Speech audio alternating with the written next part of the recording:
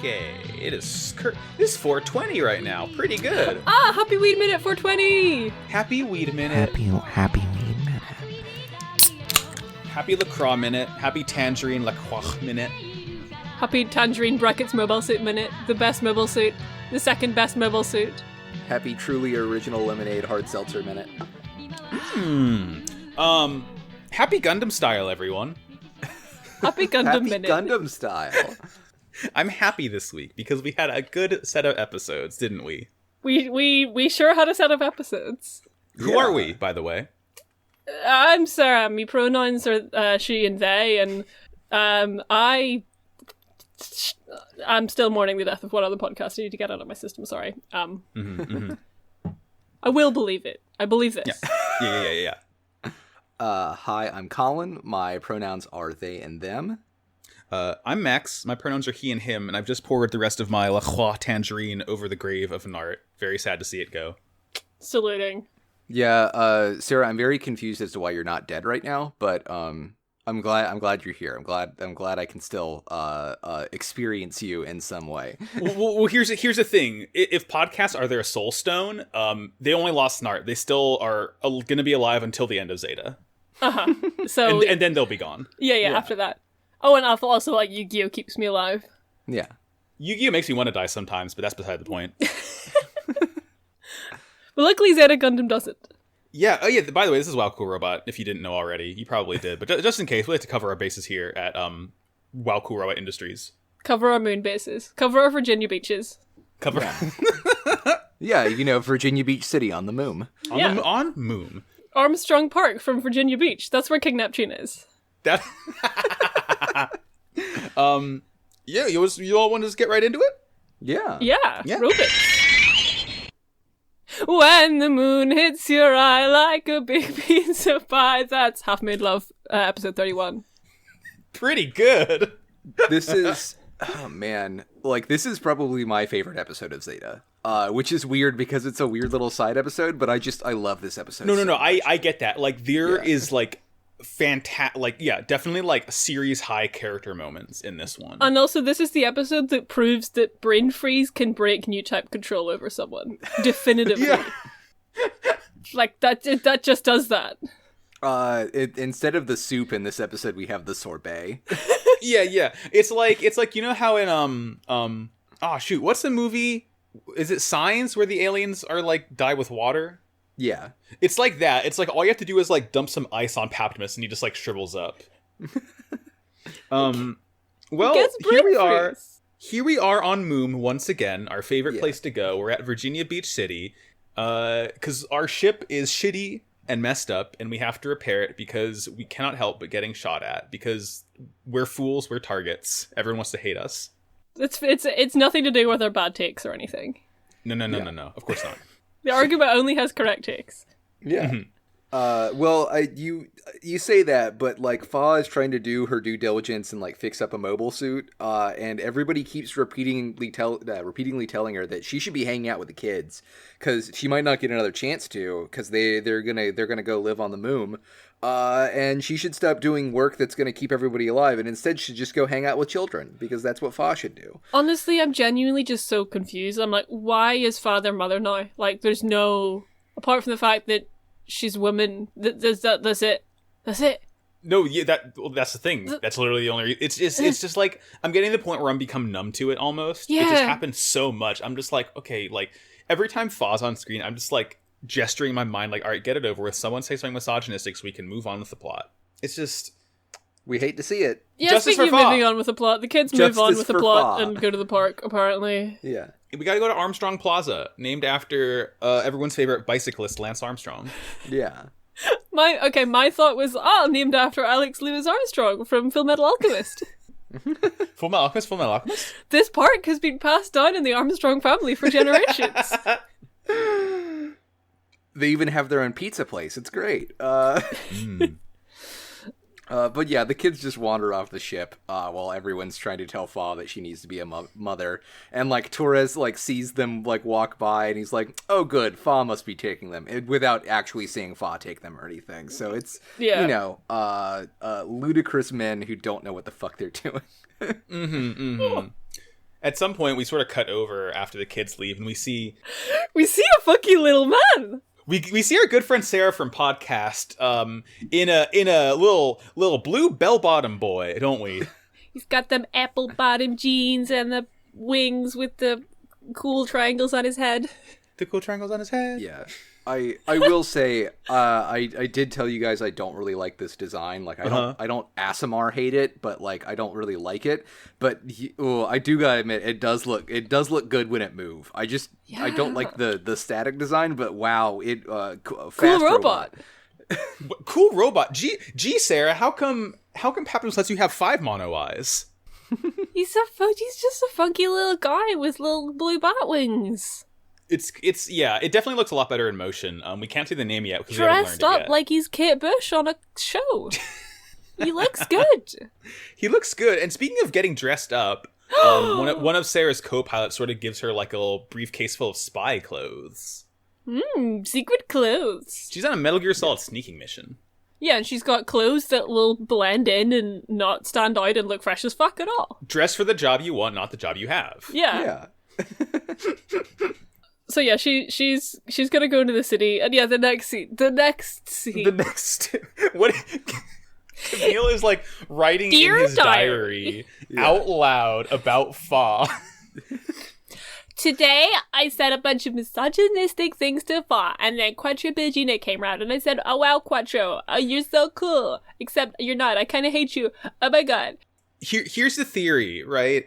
I think that Ayug, like Wong and Carbine are like just nasty people who I guess probably give you like a tax credit of some sort for being misogynistic. So everyone has to write down in their diary. They have to sort of document all the times it happens, which is why Camille's writing this because he needs to save a little bit extra money. He's got to meet his quota of like exactly, yeah, weird things said to a woman. What happens in this scene? I think Fa comes in and is like, "Oh my god, my children that are mine now have run away to the park without children. me. The ones children I have. of me, Fa." And they got to give chase because they're kids. You can't leave 2 kids wandering around Virginia Beach. It's simply not safe. Yeah. They're going to be confused about the punctuation signs. They won't know what that means. They won't know where the good pizza places are. They're going to stumble into the bad pizza places. Yes, it's just not a going to be a situation. Yeah. Someone describe Sarah's outfit. So it's my gender identity is what this is. Okay, yeah, good. That checks out. Keep going. Yeah. I mean, it's so we've got some big like chunky like navy like business slacks that are cuffed and rolled up a little bit. Some nice heels. Black halter top with a big tan coat, like cropped halter top. Important to know. A bunch of pearl necklaces, like 3 or 4 of them. Yeah, and just an absolute perfect crisp beret. It's such a look. It's so good. Sarah Zabiarov posted this image in reddit.com/r/streetwear, and they had to shut the subreddit down because no one else could be more hype beast than this. Just the drip on this bish. Drip too hard. Yeah, and she's wandering around, but then her kind of Camille Bidan proximity meter like pings. Her Biden meter starts glowing. Her Biden meter starts glowing. She sees a sign that says "Vote for Biden," and she just tears it up, and she says, "I hate that kid." She starts saying, "No malarkey, no malarkey." This is where we have the fun shop names, because in order to like avoid running into Camille, she goes into a shop, which is a very cool boutique called Menthol. Menthol. Yeah, it's a chain we all know. It's so minty fresh. That's why. Get all my clothes from Menthol. I get my pants from American Eagle. I get my shirts from Uniqlo, and I get my nice jackets and hats from Menthol. Yeah, and there's also a garage in the background called Fook. Fook. Fook. Fook. It's called that because that's what you say when your car breaks down. You have to take it to Fook. Yeah, like if you're in Ireland and you break down, you're like, Fook. Fook. Beans. That's not true. It would be fake. Yeah. Well, yeah. What you don't see is slightly off camera. If it would have panned over a little bit, there's also an auto repair shop called. This is the 3rd fucking time I popped my tire in this fucking month. I hate my life. I am certainly not speaking from experience. Fucking hate driving up here. Yeah. Camille's proximity meter like also activates, and he kind of goes over to Menthol. Sarah hides in the changing room. This was the point in the episode at which I noticed she's also got these just sleek black gloves. Oh, yeah. Yeah. You can't do espionage without gloves on. You can't have those hands out. Just It's put in those the things rules. away. There's fingerprints involved. I don't think that Patmos has the Men in Black fingerprint annihilation orb. He does, but he uses it for something different. Yeah. I don't want to know what dark deeds he uses it for. But yeah, and the way to like for Sarah to hide, she like calls the attendant over and she's like, "Hey, can I try that on? I'm gonna wait in the dressing room." And like we get a cute little scene of like, you know, Camille runs up to the window and sort of sees the dresses Sarah's looking at, and then you know, Fa runs up and she's like, "You good, bro?" And he's like, I was just thinking how you'd look in that dress." And it's just like, it's like, you know, a fun little awkward way to cover. I mean, maybe it would have made more sense for Camille to say, "Hey, I think there's a new type in there," because at this point, I think people would believe him. Yeah. But you know, whatever. It's still, you know, go clothes shopping with your significant other. It's fun. Also, maybe he genuinely did think she would look good in the dress. Yeah, he wasn't lying. Yeah. Yeah. Sarah does comment after she is like all in the clear, and you know, Camille leaves, and then she's like, "Oh no, I think that's too mature for me." And she as she heads out, she's like, "Why is it that once I'm aware of him I feel uncomfortable?" It's just they're harshing each other's vibes. They're not feeling it. I wonder if the source of this is a sort of incompatibility with the more pure raw, like unfiltered new type energy coming from Camille compared to the absolutely slimy bastardess vibes coming from Dracula. Who could say? Or could it be that Sarah is really fucking cool and Camille sucks garbage? Yeah, Camille. The thing is, Camille doesn't have drip. Yeah. Is Camille wearing 3 pearl necklaces, a beret, some like cut-off capris, a sick trench coat and a crop top, and gloves? No. Survey says no. If he was, then their vibes would just kind of... They'd be in tune. Yeah, they would harmonize. Yeah. They would be beautiful. Then we're at this point, I think we're in like Armstrong Plaza. Hey, Yeah. I hadn't realized that the Armstrong Park was the moon I didn't realize until I saw the moon lander literally there.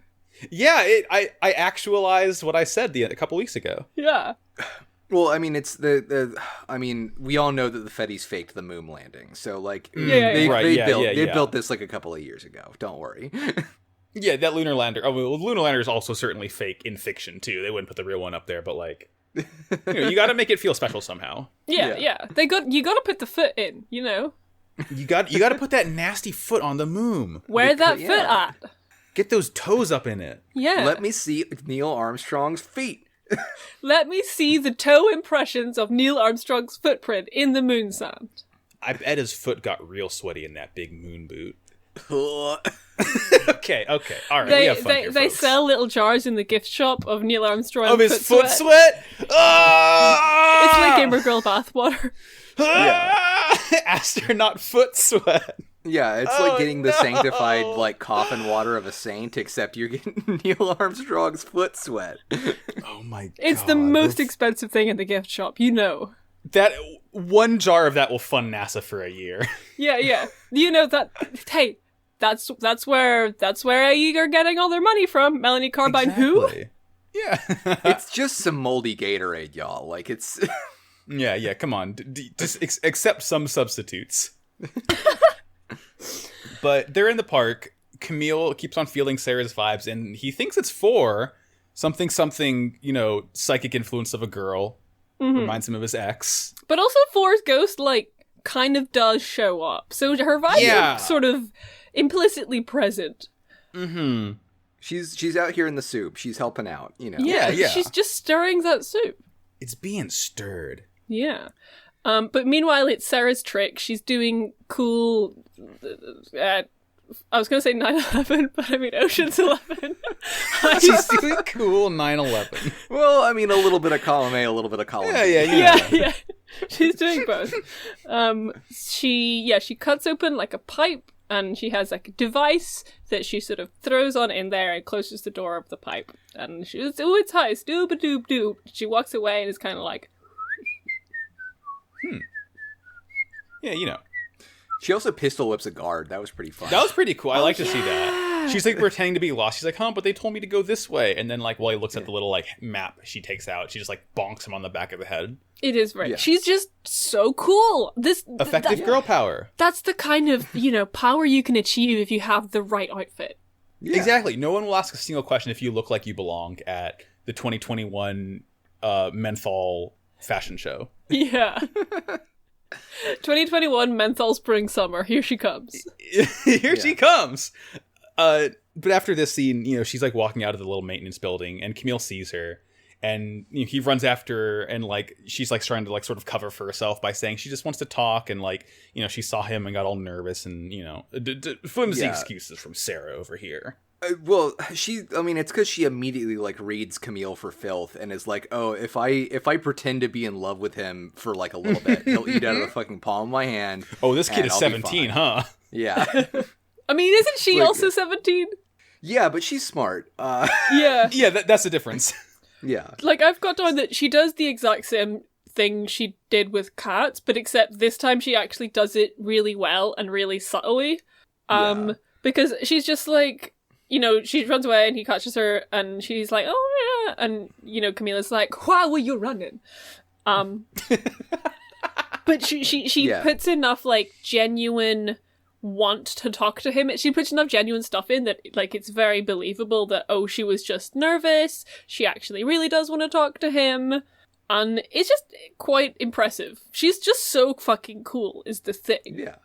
Yeah. So they start talking a little bit. Some girls walk by with some with equally good drips. With oh my god, cream. they were roommates. Roommates. Oh my god, they were rival pilots. It's very fun. Like, the girls are talking about, like, oh my god, and, like, he didn't call you back after he gave you her number. I want to know their story. I want to know who these girls are. I want to know how they got those ice creams stacked 6 balls high. It's moom gravity. Yeah. There's less gravity on the moon, so you can put more ice cream on there. Damn, we need to go to the moon right now. We gotta go to moom stat. Yeah. Well, plus also it's what, Dippin' Dots, the ice cream of the future? Yeah. Well, at that point, it's the ice cream of the Middle Ages. Yeah. They just make the dot really big. Dipping dot, you get one. Yeah, dipping dot. You just bite into a big, cold ball of ice. Take a fucking dip, dudes! But yeah, Sarah continues to work Camille over, being like, I wish I could just be like those girls. I'll never have a life like that. Nobody ever thinks of me as a girl, no matter what clothes I wear, etc., etc. Just really, really just kind of like, flaunting this look at Camille and, getting him completely sympathetic to this kind of like fake little distraction that she set up. And Camille buys it so wholeheartedly that he's like, oh, you want ice cream? I'm going to go get you ice cream now. Yeah. Books it to the ice cream place too. Like the boy is running. It's really funny. And like at this point, Fa goes up to him and sees him buying ice cream. And like he's like, don't worry about it. Like, go see Bright or whatever. I don't give a shit. And he like runs back. And he has the white ice cream. He has plain vanilla, but then he gives Sarah the pink ice cream because she's girl. It's symbolic. Yeah. He has the white ice cream and not the blue ice cream because he's neither girl nor boy. He's just simply Camille Bidot. He's simply Camille. Simply Camille I really Biden. Like this scene. Like, it's still Sarah's trick, but there's enough genuineness in it that doesn't take away from how sweet it is.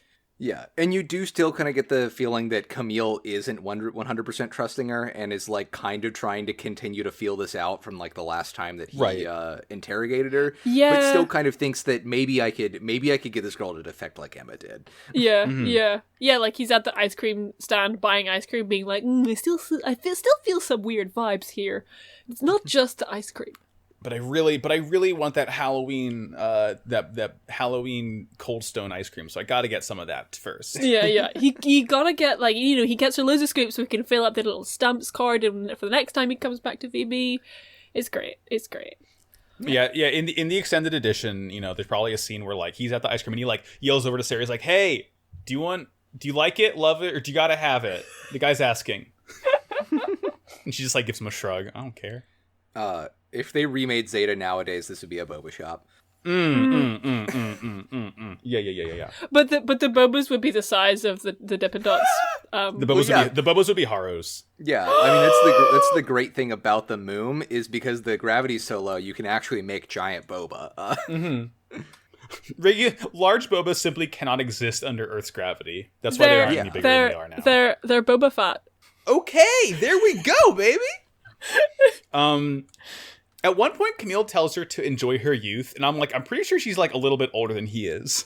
Yeah. Yeah. But whatever, go off, I guess. Eventually, yeah, Camille is like, oh, I for a second, I thought you were another girl. And then he does start kind of calling her out on some bullshit and kind of yells at her for having been mean to cats and stuff like that. Yeah. Okay, just kidding, she's only 15. Okay, wow, okay. Wow, So which makes she's all an the shit with odd. Optimus way worse. Oh, yeah. Oh my god, way worse. She's fit. What? Because when you're 15 and Dracula says he's gonna walk on Earth with you, you're gonna believe him. I hate this. I hate this. Zeta, stop. Tomino, come on the podcast and explain.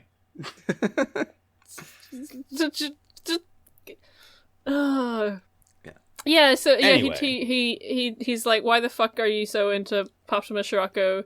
Or something. I can't actually remember what he says, but Sarah does say, oh, can't you see it's because I met Shirako before I met you and that I can't help myself? Yeah. Bit of a weird thing to say there, Sarah. I think this is still like her trying to like lean into like, oh, Camille save me kind of distraction thing of like, oh, the only reason I'm with Sirocco is because I met him before I met you. Well, I think this is kind of some truth starting to come out because then they go into the soup. Yes. Yeah. That is the sentence that triggers soup time.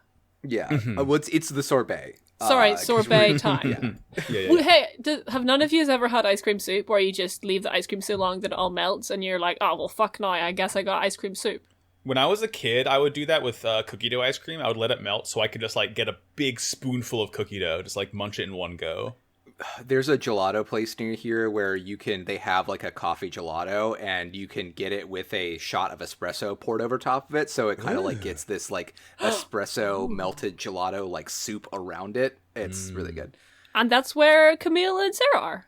Yes, exactly. Because Sarah was not ready for Camille to go sicko mode and is overwhelmed by his killing intent. Her pearls are glowing in the sorbet. Yeah, It's I did crazy. notice that too. That was really funny. You know, when you enter the soup, just like every drip, because it's soup and it's made of drip, the drip is heightened. Exactly. In the soup. It's liquefied fashion. Yeah. And yeah, he tries to leave, and at some point she's like casually mentions that there's a bomb, and then he does call this 15-year-old girl a bitch, which is not cool. Ugh.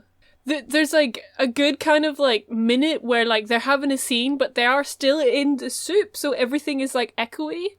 Yeah. Well, It's because, he says he's about to leave for the Argama, and she kind of, like, gets overwhelmed and says, no, you can't go back there, it's safe, and he, like, continues to press her on it, and she's like, yeah, I've set up bombs all over the plaza and in the spaceport, this whole place is gonna blow up.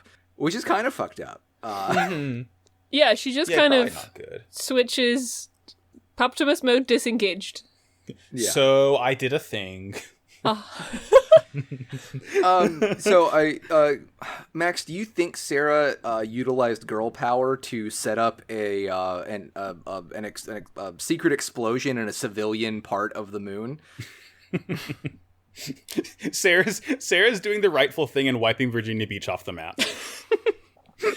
God, I wish. Yeah, right. I'm simply looking away.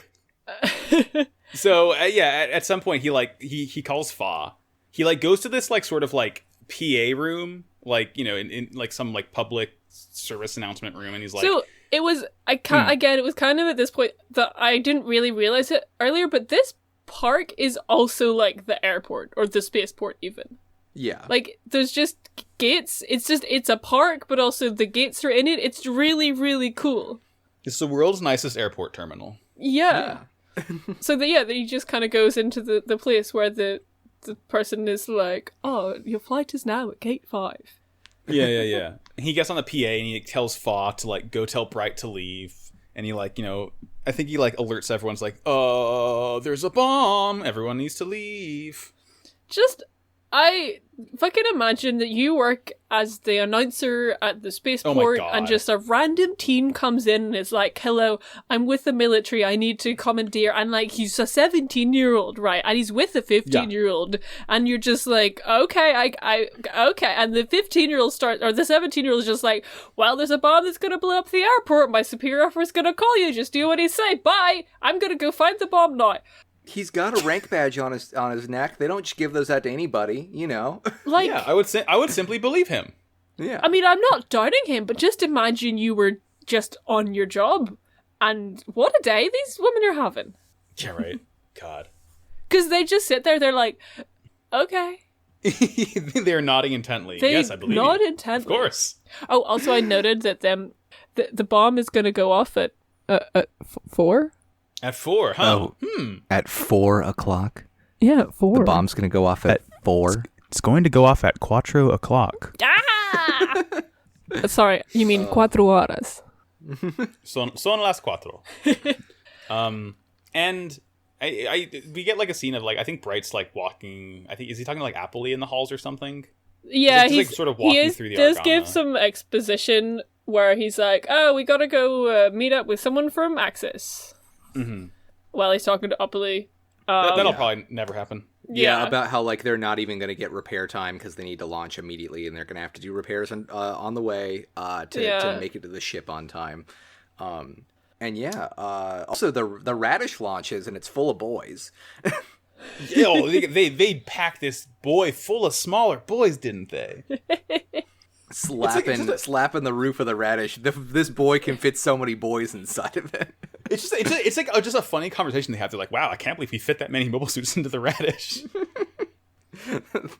Truly, it has a clown captain, and it is now a clown car. I mean, I realize it's Chekhov's Radish. It is Chekhov's Radish.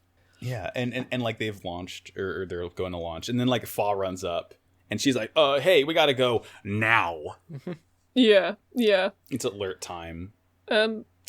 Yeah, and then we cut back to Camille and Sarah. They're on the case. Sarah is like, "Oh, Camille, I dropped it down a pipe. It's probably just somewhere in the depths of the airport somewhere. You're never gonna find it." But then they kind of go to the little pipe and open the door again, and the bomb is just still right there. Yeah. So it's fine. Camille picks it up. They leave. Problem solved. Day over. Renee Magritte voice. It is in a pipe. Here's the thing, Camille's tiny arm can't reach it, and he accidentally boops it, and it falls deeper and deeper into the pipe. And this is a gas pipe too. Like this is a fuel line for the entire airport. Like I guess the whole idea behind this is like, and Camille says it's like, "Oh wow, yeah, it's a really smart idea of you, Sarah. You were gonna blow up this one junction, and it was gonna explode all of the gas in Von Braun City, and just everybody was gonna die. You know." Cool plan. Yeah. Wow, cool plan. Wow, cool plan. And like as soon as this happens, Sarah's like, "Well, sorry about that. I kind of got to go then."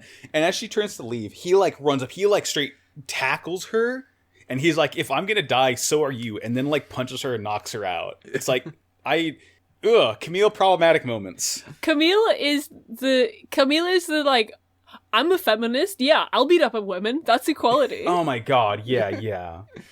If you really respect women, you should be willing to beat them up. Yeah. Granted, if you found out an enemy agent was just going to walk away from setting a bomb up that was going to kill this entire airport, I would probably think you shouldn't let them get away. But also, yeah, Camille does it in a very what a gross little goblin of a boy. And again, she's 15. Yeah. You could have at least followed her example and just, pistol whipped her in the back of the head, because everyone can apparently just do that. Yeah. He could have, thrown an ice cream cone at her or something. Yeah. Yeah, the way he kind of, tackles her and pins her to the ground is a very fraught image. Yeah, not good. Not good. Yeah, not good. he is, in fact, sitting on top of her. You love to see it, by which I mean you don't. You don't. And now Virginia Beach is evacuating. The sort of shutters are up over the domes. It's all, dark. It looks like it's nighttime now.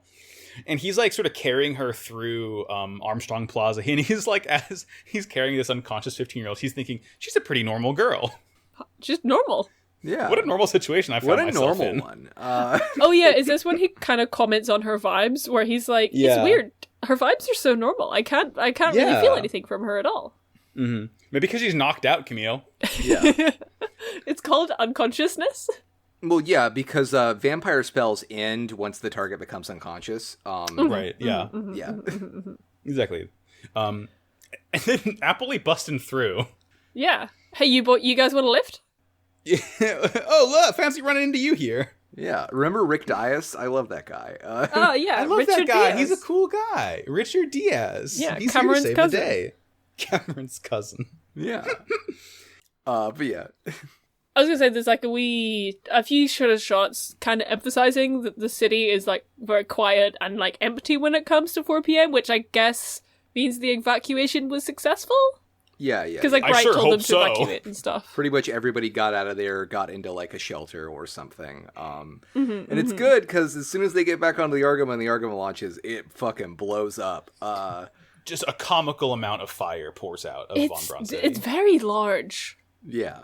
I mean, I guess it did ignite like all of the gas inside the city. Yeah.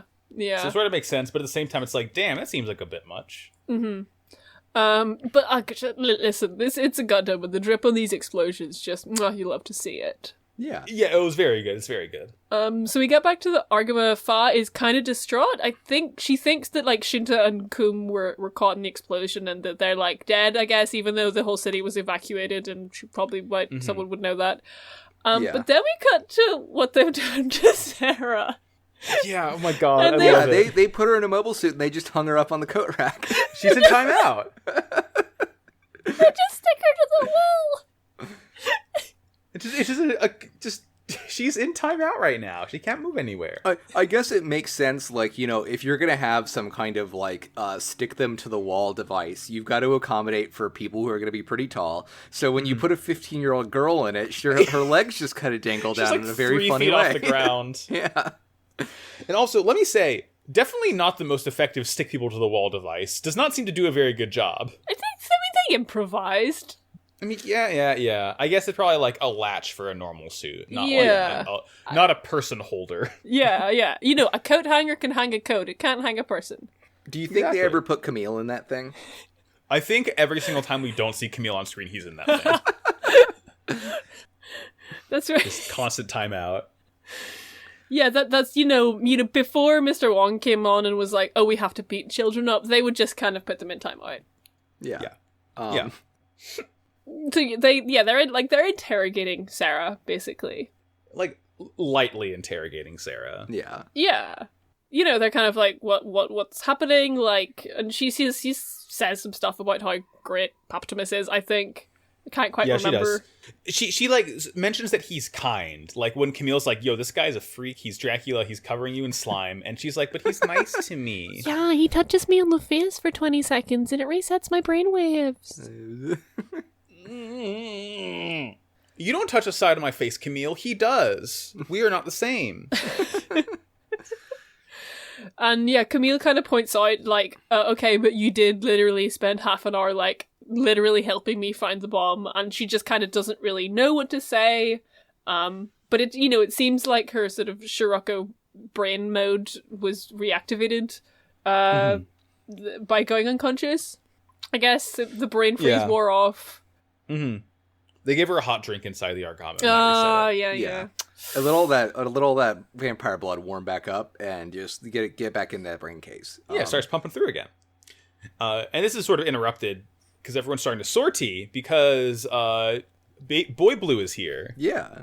To cause a problem. The Hammurabi's are coming in, and so everybody's taking off. I love the Hammurabis so much. I love them. Yeah. This isn't really like the full Hammurabi showcase yet, but like from what we know, it's very fast and it's very good at shooting the Argama. Yeah, because it definitely blows off the tip of one of the runways, and like this whole thing also like a bunch of fire gets into this that part of the of the deck, and it actually shakes loose Sarah from the wall so she can just fucking fly out the hole in the ship. Yeah, there's just a big comical cartoon hole that it blasted through. And like Fa sees this happen, she sees Sarah flying, and then like Camille sees Sarah flying too. And as she's like, using a little like Vernier backpack on her normal suit, and she DMs him. She's like, "Yo, that was pretty good ice cream. See you, dude." Yeah, thanks for the ice cream. It was just really funny. Actually, I do gotta have it. She like leaves him. She leaves him her punch cards. Like, only 6 more, you get a free one. Yeah. Give them a 5-star review, Camille. They're great. Pity they got blown up by me. Hey, Peach. Yeah. And then Camille gets so mad that Zeta does last shooting. And it's Oh very my good. god. I literally did fucking Pogger's face, because, like, it's just so dramatic. He's firing into the sky in frustration, and while the fucking, like, Methes and the Rick Diaz kind of, like, flank him at the sides like some kind of, like, Renaissance tableau of mobile suits, it's absolutely incredible. One perfect shot. Actually, he does, like, 3 perfect shots. They're perfect because they're into the sky and not at someone. Yeah, exactly. We love when Camille points his beam cannon into the air, fires it off, and just yells, "Brody!" And then one of the last scenes we sort of get after this is like Fa's sad because she's, her motherhood was taken away from her because the orphans died in the Virginia Beach explosion. Yeah. And she's walking through and she like sort of like goes into a room and she's very silent. And then she like walks into the bathrooms and then she sees Wet Haro, is who here. can apparently get wet. She sees Wet Haro. Yeah. Everybody's favorite Wet Haro. Listen, he was in the boba tea and he just got out. Yeah. Exactly. Yeah. He's covered in sticky tea. Yeah. And then Fa finds out that the kids were on the Argama the whole time. They were hiding in the bathroom because they knew that Fa knew that they hate bath time, so they thought it was the perfect place to hide from her, that she would never look. And wow, haha, we played funny trick on you, Fa. I mean, they were right. They were right. The kids are all right. The kids and they're all right. completely correct. Yeah, this means that presumably that shower has been running for like 4 hours and no one noticed, and they probably used like half the water supply on the ship. Yeah. Absolutely. I mean, like, you have to imagine they probably use some sort of like, maybe like when there's a certain mobile suit, when they don't use it, they use the reactor to power the water heater, so they're able to get it back pretty quickly. Yeah, but no like, big but deal. also like, you know that like this is kind of like quote unquote London water supposedly has passed through a person 7 times before you drink it. That's the London myth. Right. Yeah. They've got like a recycling device on the ship, and the next time someone like goes to get a coffee, it'll just be like, why does this taste like a child? Because they just used like, it all. Every water you drink has some amount of dinosaur piss in it. Mm-hmm. Yeah. Mm-hmm. It's how it works. Yeah. And the last thing we sort of get from this episode is just, more of the same. It's like, we gotta go say hi to our friends Axis. Yeah. Name probably doesn't mean anything. I'm sure there'll be no one interesting or exciting at Axis probably that not. will not meet. Yeah. Next up. Episode 32, Unidentified Mobile Suits. Listen, why don't you simply identify them?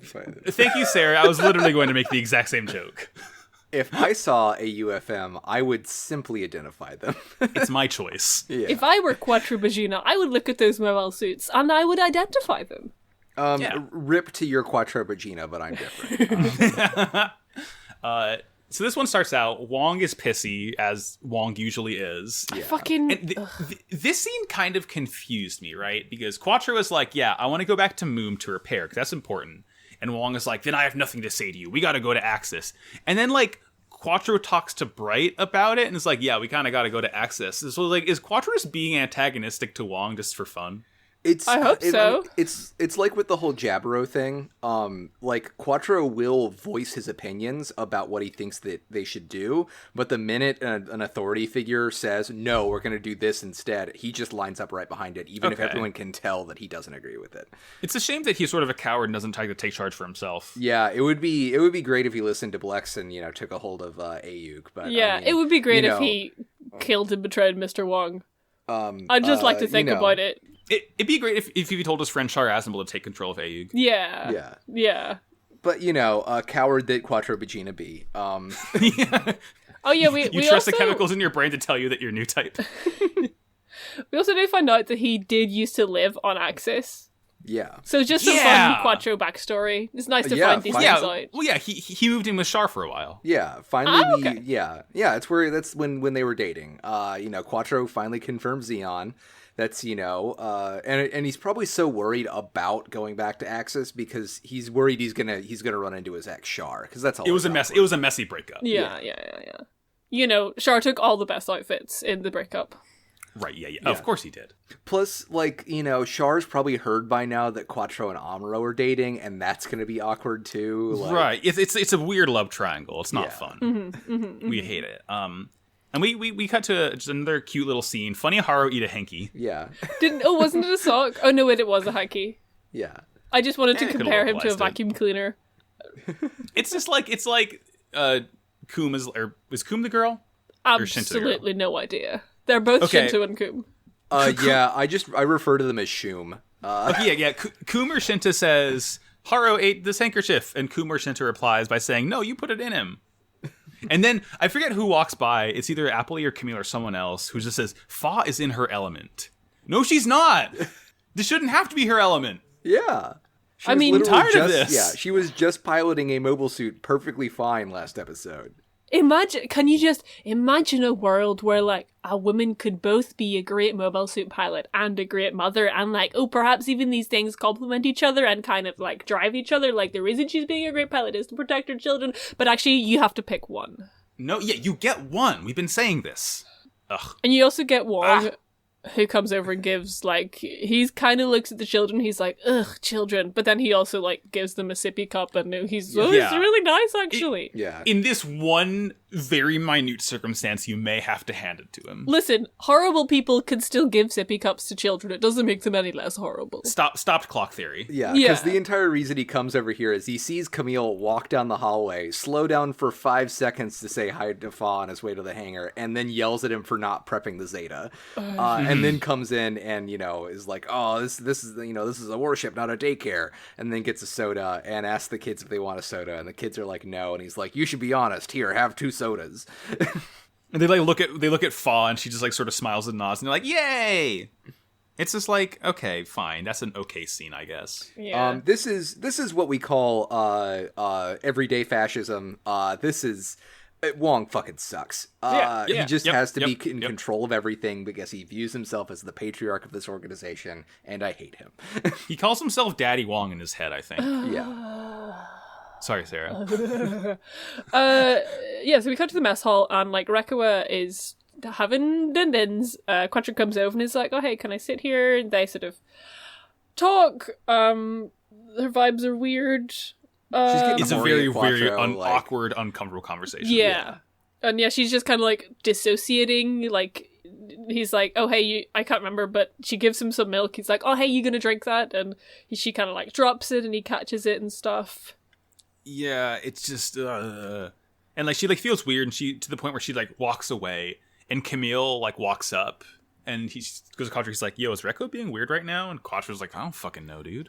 Quattro just fucking Camille asks about Rekawa, and he just Quattro just says just vague yet ominous non stuff. He doesn't answer the question. Yeah. He just says ominous stuff. He doesn't say he says a lot of words without saying everything that Quattro has ever said, really.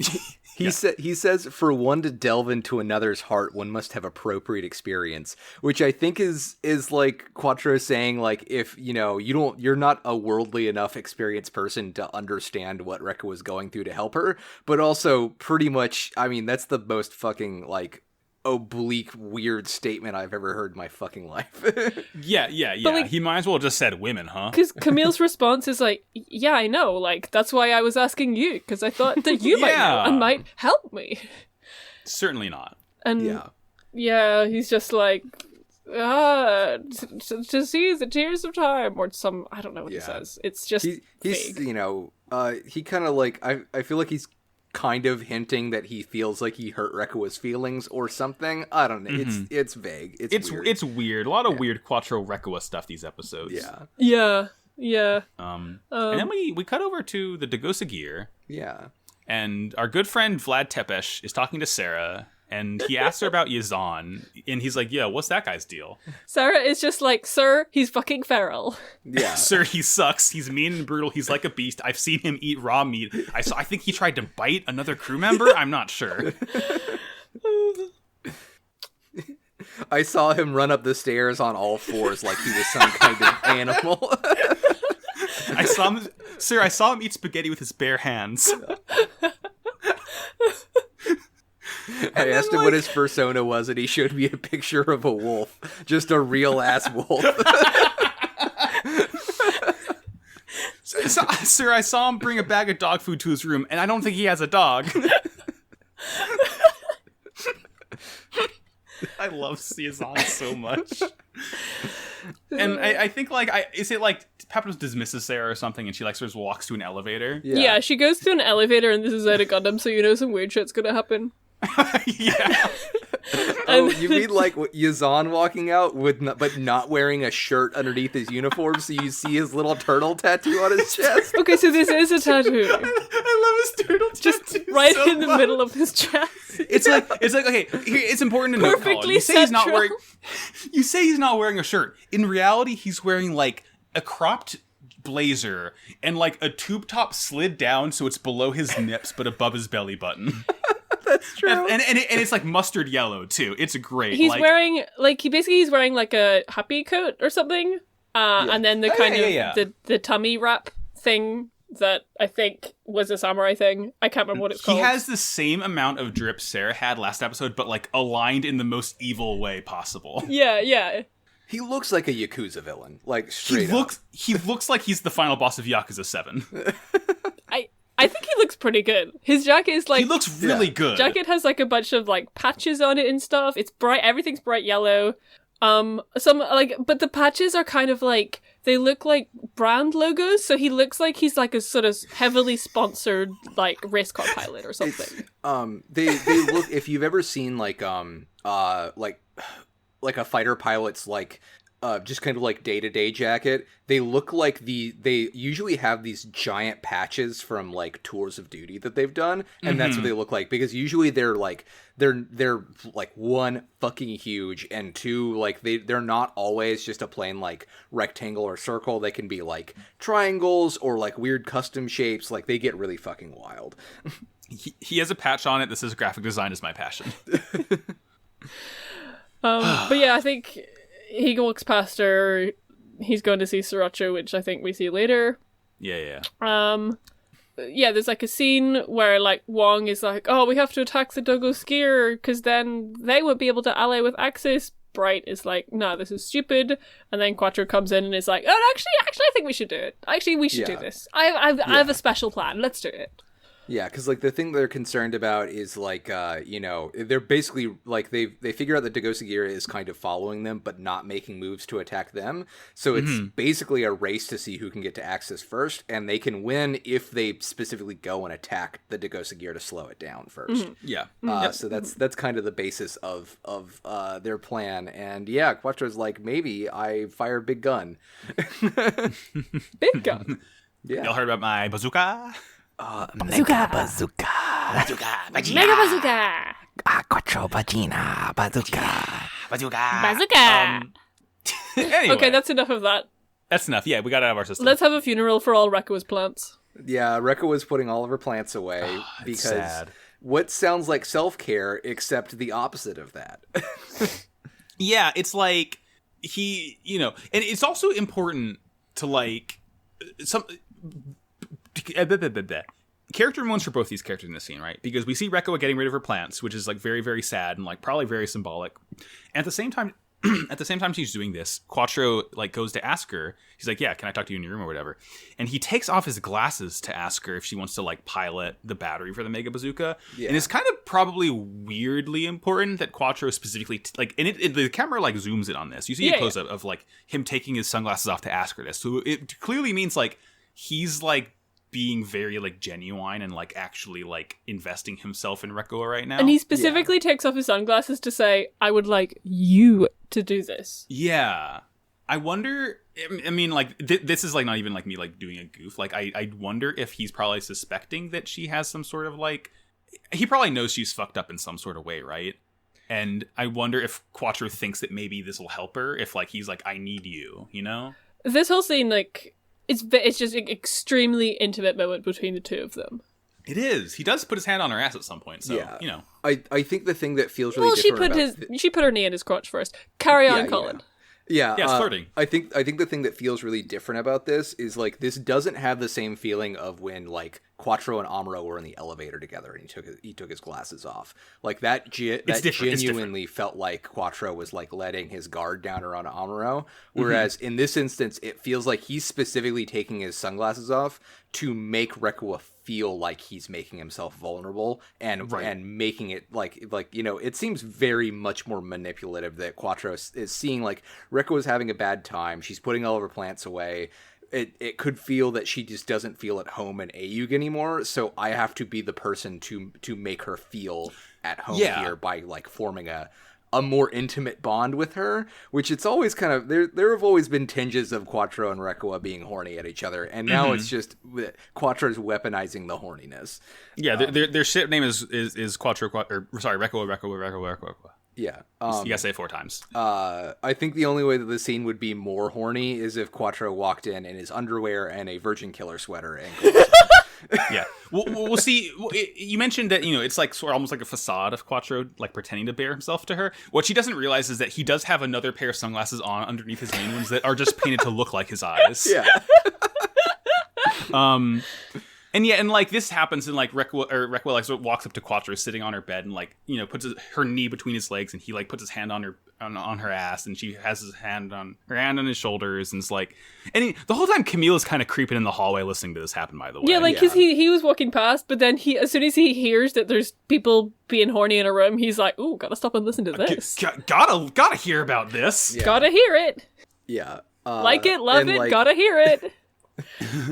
And Rekua was talking about how like she wishes she could start over, that she could just like throw away everything that's happened and just start fresh. And Quattro says people are unable to throw away baggage they carry until they die, which is a lot coming from Quattro. A lot coming from Quattro, isn't it? What, you think that Quattro has baggage he's unable to throw away until he dies? Yeah, his ex Char. Yeah.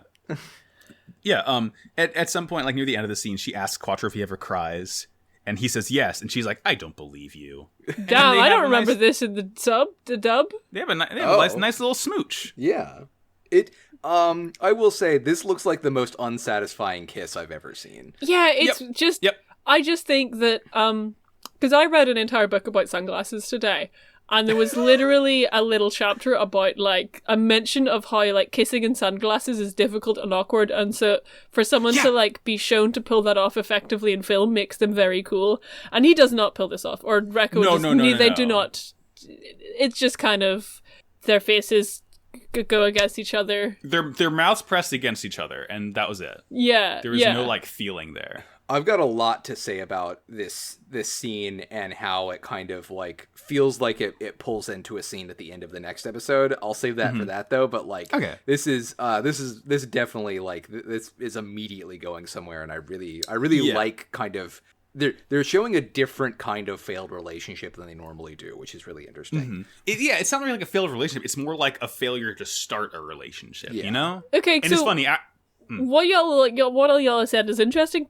Especially since when I watched this, and especially considering the scene in like episode fucking like 3 or some shit when Quattro first starts talking about his pen pal Char Aznabuwu, and she's like Rekua is there, and Rekua's like, oh my god, this again, like Quattro, you gotta stop talking about Char. So that scene, and then coupled with the fact that like he takes off his sunglasses and is like, I would like you to do this mission, then like they do horny, they do kiss, so I assumed that they had like already been in a relationship. Yeah, no, I agree with that. It definitely, I wouldn't, nothing about it seems like it's serious. I definitely think that they're they've known each other for a long time. They probably have a fairly intimate relationship already. Like the fact that none of this feels like a surprise to either of them when it happens probably means that they've I up before. But like I wouldn't say that they're capital D dating like the way that we say that Camille and Fa are, or Fa and Four were, or the way that like Henkin is trying to do things with Emma. Like it definitely feels like they have a differently intimate relationship that now like Quattro is trying to put more emphasis on as a way to kind of like hold on to Rekoa or like make Rekoa feel better. And it definitely comes through with how like weird and awkward and like transactional the scene kind of feels. It almost smacks to me of like Friends with Benefits, and then one person tries to turn it into something more, and the other person doesn't care for that. Sorry, you mean Friends with Vagina Fits? Nah. I just dabbed. Vagina fits. Vagina Fits. Okay. That's his brand of like protein shakes.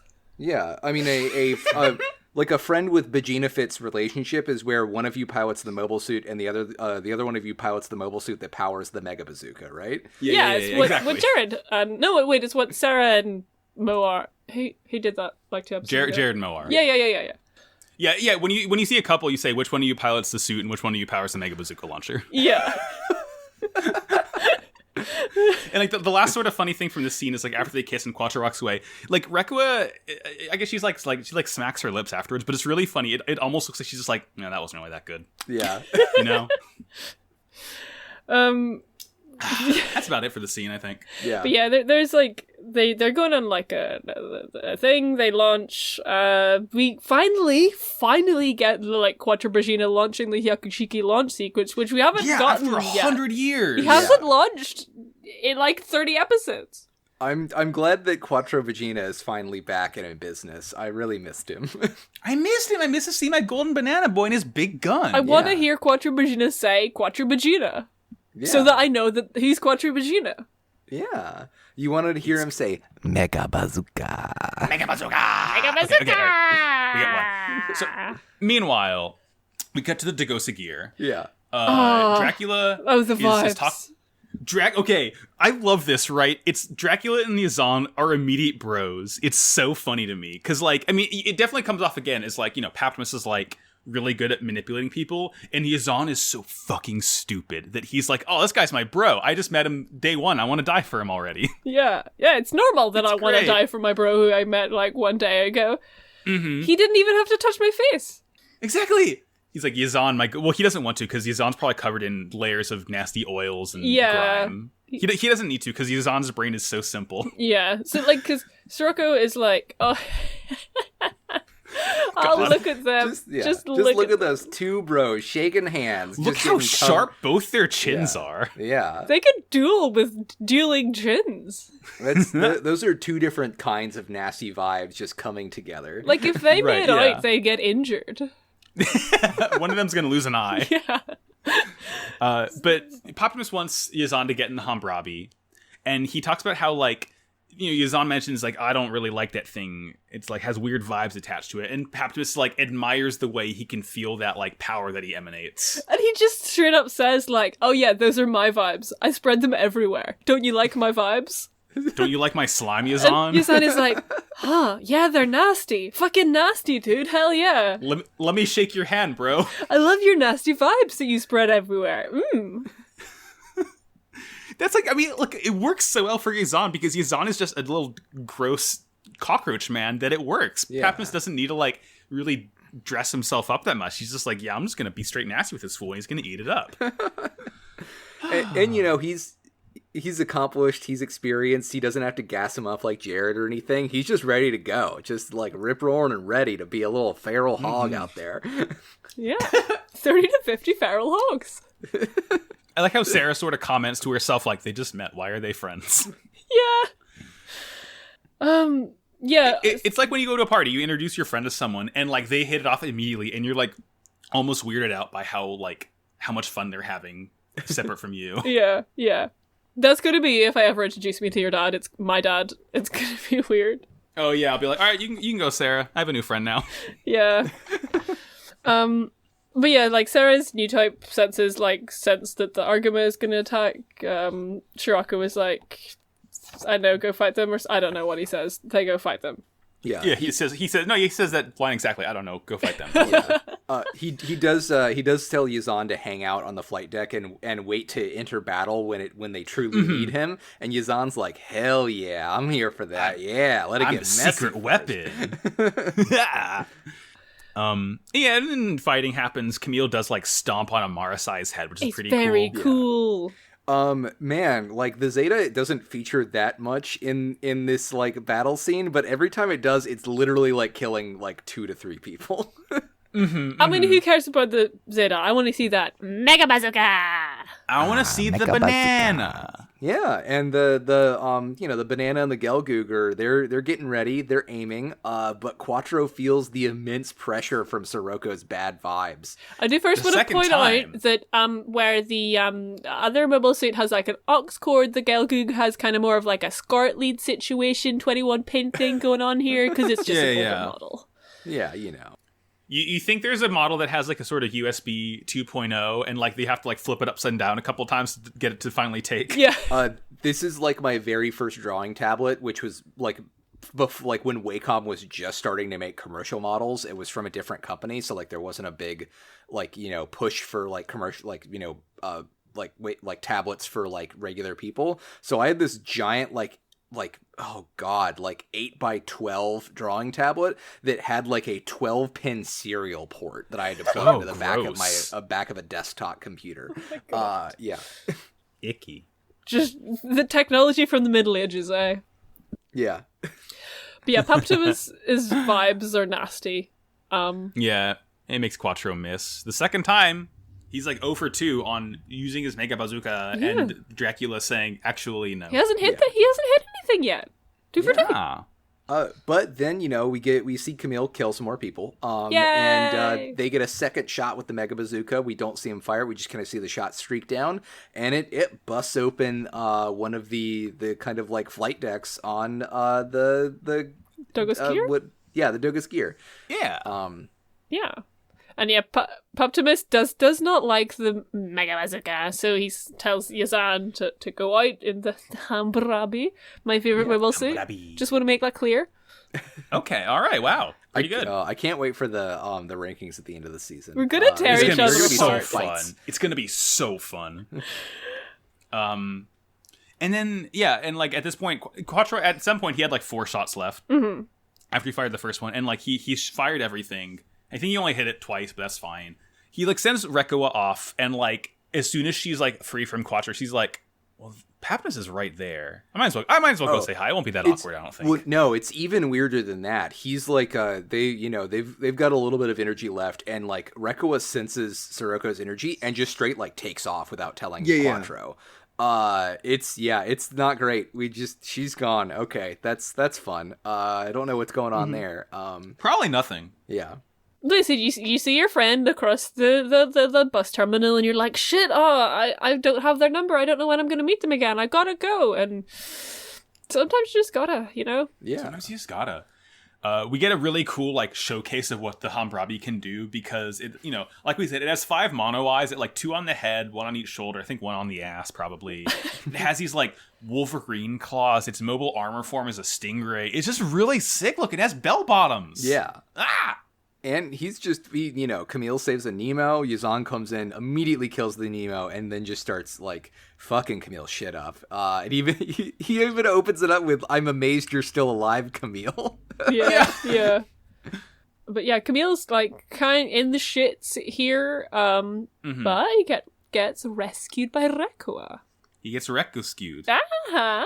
And Rekoa just like body checks him, really. Like she doesn't, because the Gelgoog doesn't have weaponry or anything. It's just like a toy shell, basically. So all she can do is just like throw the body of the Gelgoog at things very fast. I mean, like, you know, when you're the one in the relationship that powers the Mega Bazooka, there's not much you could do except body check a Hammurabi. Yeah, exactly.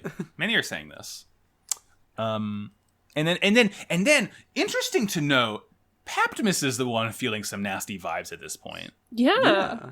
I wonder what it could be. Yeah, he's feeling a new pressure. Yeah. Sarah that's is wild. That's crazy. Very impressed that he can like hear someone's pressure over the noise of the party. Yeah, she's like, "Oh fuck, I better concentrate." There's so many thought vibes in space. How can he pick that one out? There's so many thoughts in space. Oh, he's so strong. Yeah, everyone in space is a thought. And then we get a scene of our favorite asshole Wong on the bridge, who wants to send the Methus out. And he's like, well, Rekoa is out with Quattro. And he's like, can you send Fa out? And then Bright just looks directly at the camera and says, I will never send Fa out again. Justice for Fa. Justice for Fa. Justice for Fa. Bright. Justice for Fa. Bright is fucking cancelled. Fuck you, Bright. Never eat a burger in my face again, Yeah. Bright Noah. I will never give this man a burger again. Fuck you. We'll never buy from your burger stand. Mirai would have sent Fa Stop out. subscribing to sent the Fa in. dichotomy of mother and pilot. Ah. I mean, why do you think Mirai's on Earth? Anyway. I'm so mad. Rekko and Camille are about to get owned, though, and are saved by a beam barrage from a mystery fleet, and it's a bunch of mobile suits from Axis. Just a total shitload of mobile The suits. fucking Gaza is here, and I love how weird this suit looks. It's such What a if weird little it was mass-produced pink? suit. What if it It's was like, pink? it's this beautiful pink color. It's like almost like a fuchsia. Or is that more purple? It's Which got is kinda like pinkish. fuchsia highlights, which is really cool. Yeah. It's a very, very cool color. There's like a trillion of them. And you know that because they're pink, and this is a show in which gender happens, that all the pilots are girls. Yep. And again, the title of this episode is Unidentified Mobile Suits. We just identified them. You're welcome, Tomino. Yeah. Yeah, I mean, fucking Quattro Get your sees them and shit is like, together. I know those mobile suits. He identifies them. Yeah. And then Easy. Paptmus is the one who retreats this time. Yeah. Which is like, something's wrong when Paptmus is like, all right, let's pack it up. Let's come back He's like, later. oh, too many girls. Too many girls. Yeah, girl I mean, energy. he's like, he's just kind of casually. This could alter the tides of history. That's a normal thing to say. It's because he senses a new character that's about to show up, and he's like, I'm with her. He's ready to. Hashtag I would. He's He ready leaves to go because to he has polls to and go vote. post. What if it's the Hillary H, but it's pink? God. That stands for Haman this time. Man, and instead of the arrow, it's just like the triangle of her hair. Like, Yes. Oh, good, delightful, wonderful. What a good show we have. And yeah, they're like surrounding the Argama. They're not really protecting it, right? But they're just sort of floating there, and like everyone's returning in their suits, like they're on the flight deck of the Argama, and everyone's like looking around, like, what the fuck is going on right now? It's just like very, very weird vibes all around. Yeah, there's like a scene at the end where Camille kind of goes up to Rekko and it's like, oh hey, thanks for saving me. Also, like, why were you out there though? And she's very like uncomfortable with this and kind of like shrugs him off and like throws him off and sort of goes back to her plantless room, which is very sad and desolate to see. So sad. yeah. And she's getting like fucking Sriracha's vibes. Yeah. Well, yeah. It's not great. We don't love it. It sucks. No. Yeah. Here's the thing, though. Wife's here? Wife? It's wife time? Wife? Quattro senses wife? Wife? It's wife. I'm so happy your wife. wife has finally shown up in Zeta Gundam Colin. Oh, man. It's great. Oh, yeah. Oh, man. This was... Whew, man. My actual real wife and I have done a couple of couples cosplays. This was probably like one of the first ones, though. It's great. I love it. Yeah. Very funny that as soon as Haman shows up, we're like, oh, it's Colin's wife. But then when Quattro showed up, we did not acknowledge him as being Colin. Right, yeah, no. Sorry about it. Quattro is Quattro. Quattro says it so many times in the show. Okay, you yeah, know yeah. this. He's Never met anyone simply else. Quattro Vagina. Yeah. He's simply Quattro Bazina, and that'll never change. Anyway. Also, my arms just aren't big enough. Yeah, right. Next time we hang out, Sarah and I will like stand on your back while you do push-ups. Yeah. And we will be cosplaying both Chars while we do it. Okay. Yes. God, that's gonna be so fun. I can't wait. All right, yeah. Next episode. Wait. Wait. What? I have a request. Oh yeah, you want to do your Can I segment do now. my segment now? Because I just think informing our listeners about the kind of like constructed social meaning of sunglasses is important for us before we watch the next episode. Yeah, I can't possibly imagine what you're getting at, but I will say yes anyways. Yeah. Okay. I'm gonna, even though I've already watched this episode, but it has been erased from my mind and will only enter back as I read every line of my notes. I don't know what you're gonna get at, but I am. Yeah, we're going in blind. We're going in blind. I would like to subscribe to your newsletter on this. Okay, listeners, this is my segment. let me tell you about the history and meaning of sunglasses. This comes from a book which I read. I read most of it today, to be honest. I had the whole week to read it, but then it got to today and I was like, oh shit, I haven't read this book. This book is called Cool Shades, The History and Meaning of Sunglasses. It was published Cool Shades. in 2015, written by Vanessa Brown, who is the Senior Lecturer in Design and Visual Culture at Nottingham Trent University, UK. So that's all the credentials, and that's where I'm getting all my information from for today. I have shouted this out before, in a previous context of Quattro Bajuna as well. Remember the time his sunglasses got knocked off? And I've shouted out the podcast episode that I listened to, where Vanessa Brown came in and like talked about this book. If you want basically a free version of a lot of the stuff I'm about to tell you, go listen to the Dressed podcast episode about the history of sunglasses. Okay, so that out of the way, sunglasses. Would you guess it? We're going to go back to the 18th century to start this off. Yes. Because, like, glasses, have been used, fucking... like Inuits had the like snow protector. Like, that's not what we're talking about here. We're talking about fashion and aesthetic and 18th century dandies. These weren't darkened glasses, but they had these little things called lorgnettes, which were kind of like glasses on a stick that you like put over your eyes exclusively just to pose with. And the dandies had this thing. I don't know if you know that the dandy is like a fancy person in 18th century times. I'm not going to go into it. Yeah, a fancy lad. A fancy lad. Their whole vibe was being really aloof and like projecting that they didn't care about anything. Nothing could like capture their interest. Like, they were better than you. They were better than all that stuff. They didn't care about that.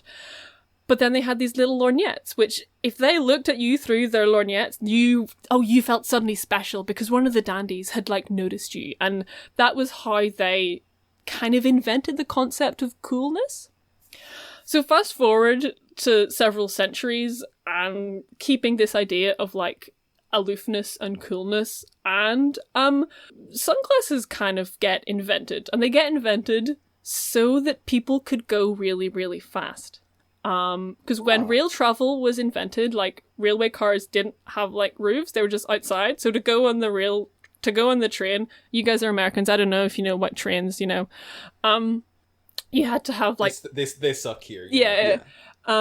They sold these kind of like protective darkened glasses for people to wear when they were going fast. And this extends to like driving goggles became a thing. For like stuff for like sport, outside wear. Basically, sunglasses come onto the market as like protective gear, basically, and they have all these associations with speed and with danger and stuff like that. But then they also get taken up by the fashion industry, or by fashionable culture. What am I talking about? Because they allow you to just do the aloof dandy thing by putting on a pair of sunglasses. Because consider the memes of I am looking directly at it and I do not see it, I am looking away. So what a pair of sunglasses does is it allows you to project the image of I do not see it, I am looking away, while in fact enacting the funny meme of I am looking directly at it. And this is very appealing to literally anyone who has sat on the tube or a bus ever. Or been in public, ever. Imagine just kind of having an accessory that allows you to sort of escape for a little bit. That's fucking great. And because of this, sunglasses also have this association with, like, modernity and the city.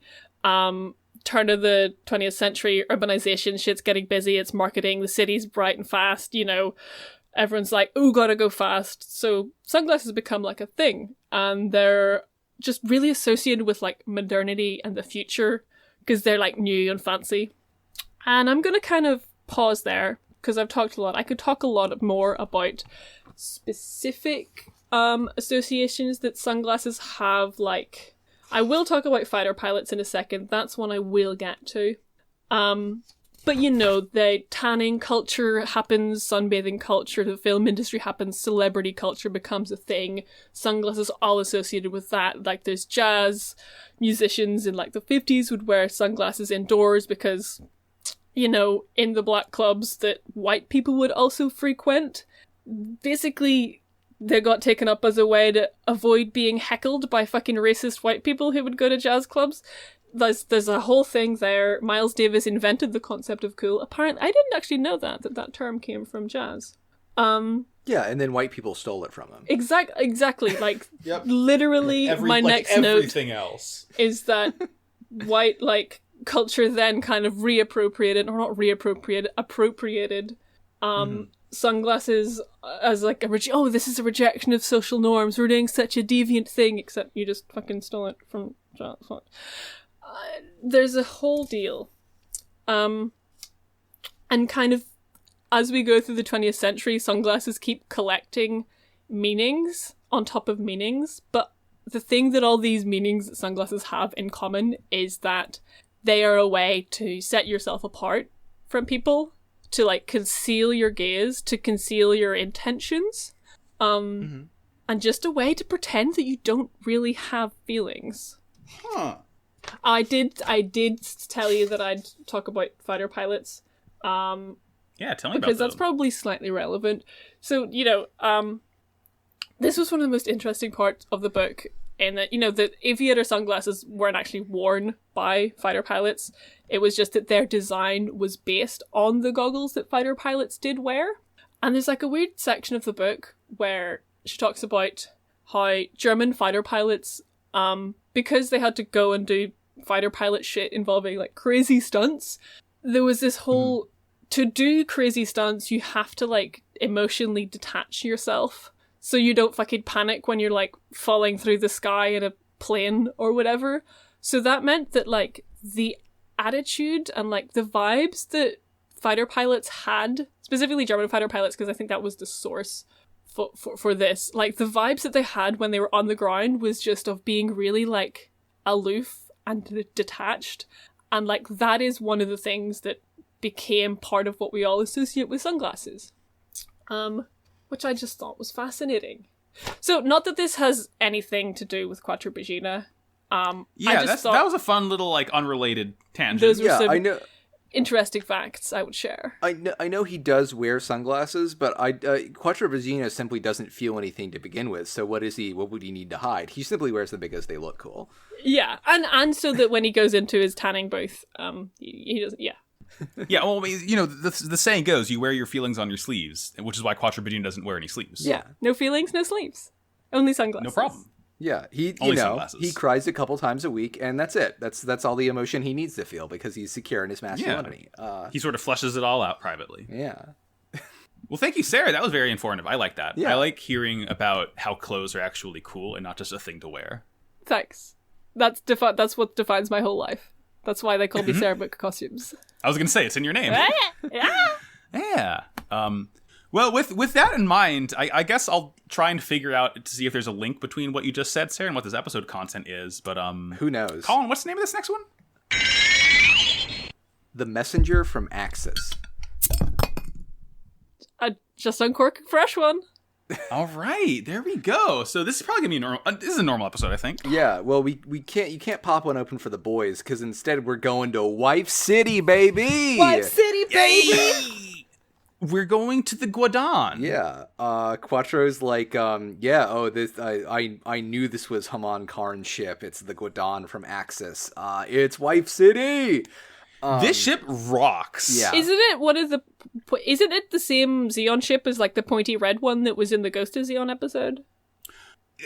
They sort of mention how it's like cobbled together. I feel like it's like a lot of different parts from different ships, but like I just love the Xeon designs because they're so curvy and weird, and they like have a lot of cool like just detailed warped panels over everything. It's not as geometric as the other ships we see. It's just like They're very. Haman Karn has taste. They've got like a fluidity to them. The rest of the ships are like kind of blocky and cubular, but Xeon is just like whoosh.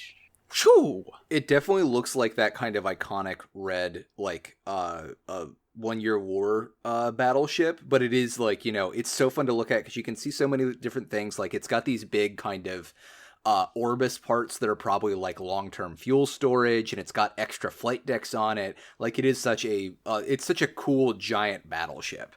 And it's really sick. And we're gonna take a field trip to it. Yeah, we hear that the only reason that Axis has been able to build like a fleet like this is because the Federation has just completely ignored space since the war happened. I think it's really funny because Bright is like there looking at it like, oh, I can't believe they've done this, and Wong is like, yeah, blame the Federation. After which Bright just starts like side-eyeing him. Yep. He's like, I had nothing to do with this. Wong in general, so yeah, wasn't me. But we gotta take a field trip there. So in the shuttle, we got Bright, Wong, Quattro, Rekua, Apolly, and Camille. I think Fa's like telling Camille not to go. Yeah, she hits it. Yeah, but he's like, I don't even want to go, but Bright told me I had to, so I am. Bright signed the field trip form, and I can't back out now. Yeah. And yeah, they're heading on over. It's very funny to me that Quattro is somehow, while sitting completely still in a seat, just looking shifty. Yeah. I don't know how he's done this. He hears a really weird violin sting, which I guess is his specific Haman Karn warning system. It's so weird. He's ready for it. And here she is in all of her glory. Oh, God. It sounds like a goose honk was coming out of a synthesizer. It's the weirdest noise I've heard in this show so far. It's it is a completely natural noise. It's like usually you hear it in horror movies or like in really like tense like thrillers. A little bit as like a build up to like more of like a violin sting, but it's basically like kind of like slowly moving the bow like back and forth and up like the strings of a violin in a very kind of like raspy way. It's such a good noise. It's real. Like, we mentioned this in our private. I don't have the song plugged in. Sorry. Yeah. But like the OST is so good because once Axis shows up, we get a whole nother like batch of tracks we get to listen to now. And they're all bangers. Like we hear bells in a lot of them, which I like a lot, which we haven't really heard before. Yeah. I mean, I'm coming off of this doing Slappers Only yesterday, so I'm still in like music mode a little bit. It's just like, I really appreciate how the show does a really good job of differentiating certain arcs by the music that plays during them. Yeah. And definitely like the battle theme for like Axis mobile suits is like the first time that we hear like a traditional like 4 on the floor drum kit. It's so good. Yeah, it's really good. Yeah. And as they're sort of like, they're transferring over to the Guadon, and like the Gazas are just like buzzing them, just like being general assholes while they're going over there. But like, they can't do anything about it. What are they gonna do? And we get to see Xeon suits again. Yeah.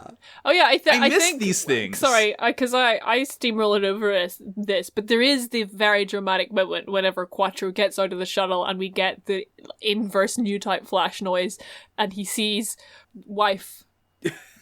It's wife time, baby! Wife time! Oh, man. I just wrote she with like 100 exclamation points in my notes. Haman Karn is here with her wonderful pink Nicki Minaj hair and her cool Duchess of Space miniskirt dress with a cape. I love Haman Karn so much. She's the only one who has more drip than Sarah. In the show and in real life as well. Yeah. Yeah. If Sarah would have ended up under like Haman's tutelage instead of Sirocco, this show would be completely different. They would have won like them. Easy peasy. Yeah. Yeah, if Paptimus and Haman Karn were competing on like Project Runway instead of like space warfare, flattened. Flattened. Yeah, absolutely. No hope. Yeah. Paptimus more like Flattimus. Hey, get his ass. So they're all standing there, like, side to side, talking to Haman from across the room. And I think, Wong introduces himself, and he's like, take me to your leader. And she has one of her Axis dudes, like, open up this, like, big door panel. And it's like... Speaking of doors, just the entire... Big door! Interior design, it's like fucking Space Versailles. I was literally gonna say Space Versailles, Sarah! Have you ever been, like, walking down a hallway and wish there were boy alcoves in it? Just, like, little alcoves in the hallway for boys to stand? The Guadon is a Dark Souls map. Listen, like, imagine... This is the Anne Orlando of space. Imagine if the Radish put alcoves for boys. You could fit so many more boys in there. Oh my god, they could fit at least twice as many boys in there, couldn't they? Yeah. But big door opens. Yeah. They walk through the Dark Souls fog wall. There's about 1 trillion Axis soldiers standing in the boy alcoves. There's a fucking crane in here. And who's that wee spy sitting in the throne at the end? Why, it's none other than Princess Meneva Zabi, the rightful heir of the Zabi family and the leader of Zeon. And she's so widow. She's a little baby. You're a widow baby. Little baby. We never zombie. I'm the one that will bring into the zombie family. Sarah, stop. You're going too far deep. No, I was sitting in the throne. The throne is too big for me, so when I sit in the throne in my cute little wet outfit, I gotta sit to the side because it's really big for me because I'm very, very small and my daddy was really big. Oh, when you're just 6 years old and you're the desperate of space and you're gonna have a good time and you got all your little courtiers around and a bunch of soldiers and you're so cute. I'm gonna throw up. But yeah, from across an entire football field, Haman yells yells for the man with the sunglasses to approach Princess Minerva. This is about the point in the episode where I start going apeshit. This is the point in the man. episode where I straight up stopped taking notes because I was looking directly at it. I had my sunglasses off for this one. Yeah. So what happens in this one? So Quattro walks over, and what does he do, Sarah? Well, first of all, he looks at me there, but she's also little and cute. And then speaking of little and cute, we get to see, like, one of Quattro's flashbacks, and he's little and cute. And he is also, cosplaying as his boyfriend, Char Aznabuwu. Yeah. Mm-hmm. Well, I'm sure Char had some extra uniforms for him to wear. Yeah, you know, it's a boyfriend uniform. Yeah. And, they fit him perfectly, and he looks very Char-esque in wearing the literal Char uniform and the Quattro sunglasses. It must have been tailored for him. Yeah. And then Meneva takes a second away from playing with her minion toys, because she's a child and children love minions. And Char approaches Meneva Zabi, and he removes... I'm sorry, Sarah. Who approaches Meneva Zabi? Quattro approaches Meneva Zabi, and he removes his sunglasses. And With her little itty bitty voice and her tiny little vocal cords, she says, "I knew it. You're Char Aznabel." Oh, it's you, so Aznabel. We see you, Weari. It's you. I'm not stopping. Is this Char Aznabel? Is Char Aznabel here now? Is this a show? I'm breaking into a cold sweat. 33 episodes in, and I cannot believe. I can't believe it. Wait, you can't believe that Quattro Machina was Char Aznabel the whole time? They pulled one over on me. Quattro walks up. David Copperfield comes in, puts a sheet over top of them, rips it off, and suddenly Char Aznabel is here. How did Char get Char's here? here, everyone. Where did Quattro go? He's gone. Where'd he come from? Char's trick. I can't believe it. It's Char, my good friend from 0079 Gundam. Meneva says that she remembers clearly playing with him as a child. Even though I was only 2 years as a old. 2-year-old. Yeah, Char immediately comes in with like, you don't. You were 2 years old then, and like she like nervously. He gives Haman the dirtiest look. Yeah, and like she like nervously looks over to like Haman trying to get like adult support before she goes back into. She's like line.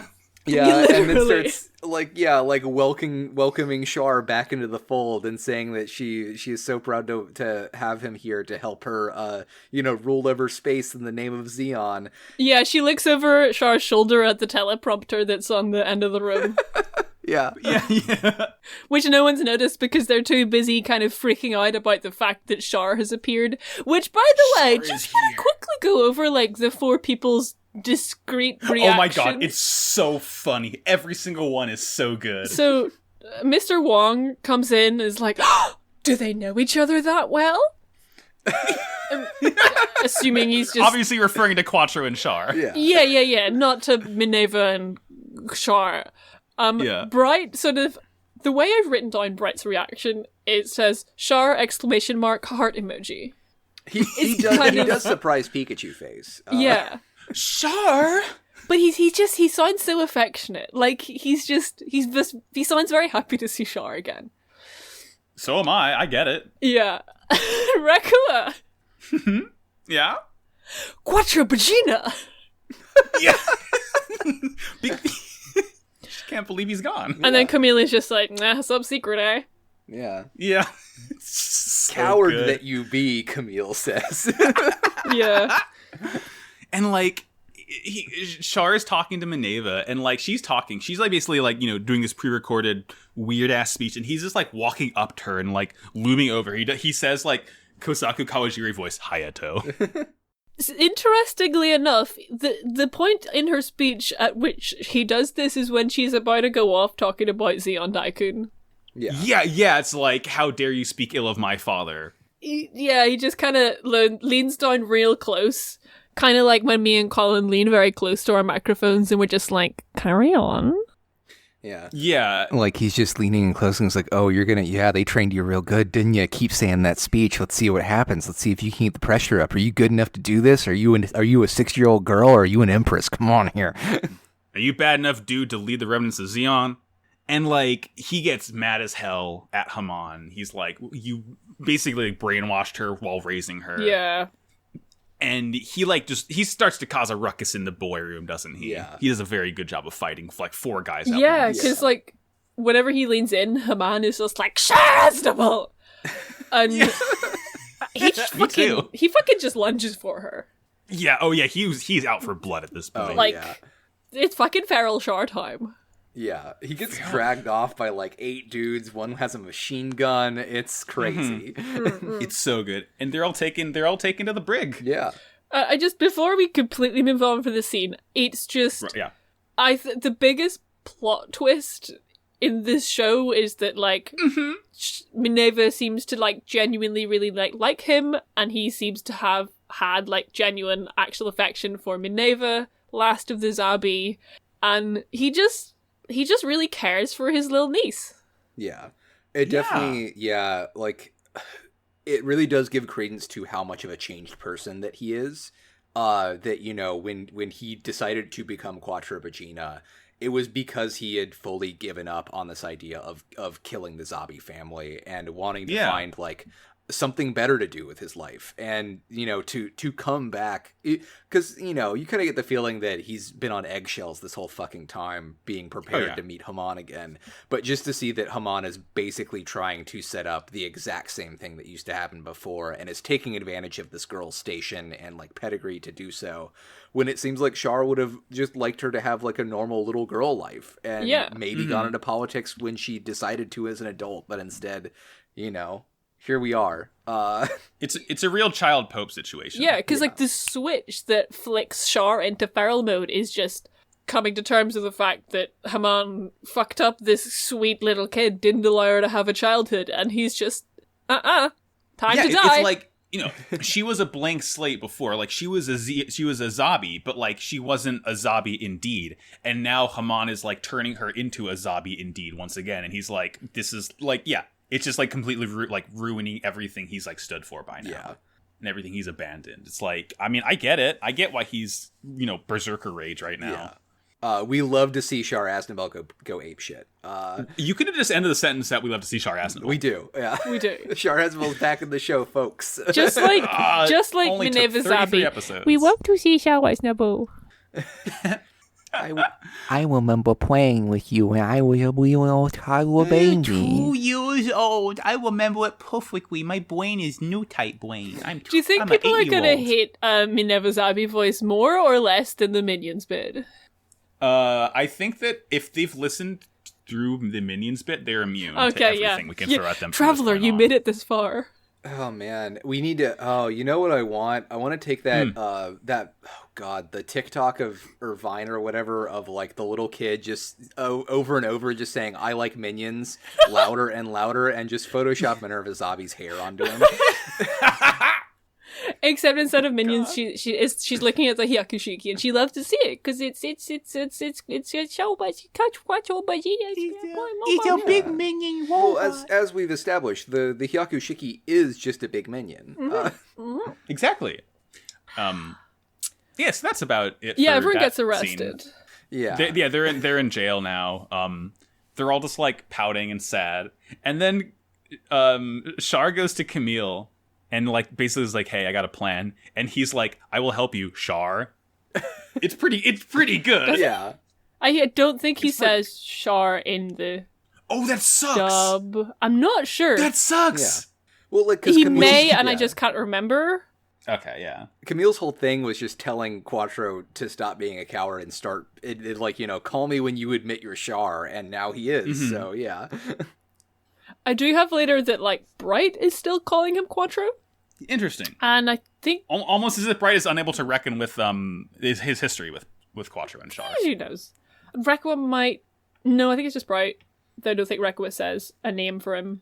I don't think Rekua really does anything Yeah. important in the rest of these episodes. Aside from, you know... Anyway. Anyway. Yeah. Yeah. Yeah, like, Quattro is like... Or he's wearing the sunglasses, so he's Quattro now. Quattro's like, hey, Camille, can I beat you up? And Camille is like, yeah, sure.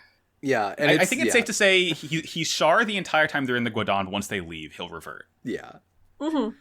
Listen, part of my sunglasses notes that I just really didn't have time to really kind of get to is that because they've accumulated so many meanings, putting on a different pile of sunglasses is just like putting on a new identity, because sunglasses usually are a temporary accessory, so they're very much associated with like a temporary change of identity. So temporarily speaking, it's quite Okay, all right, I'll give you that. And temporary can be like 7 years, I guess.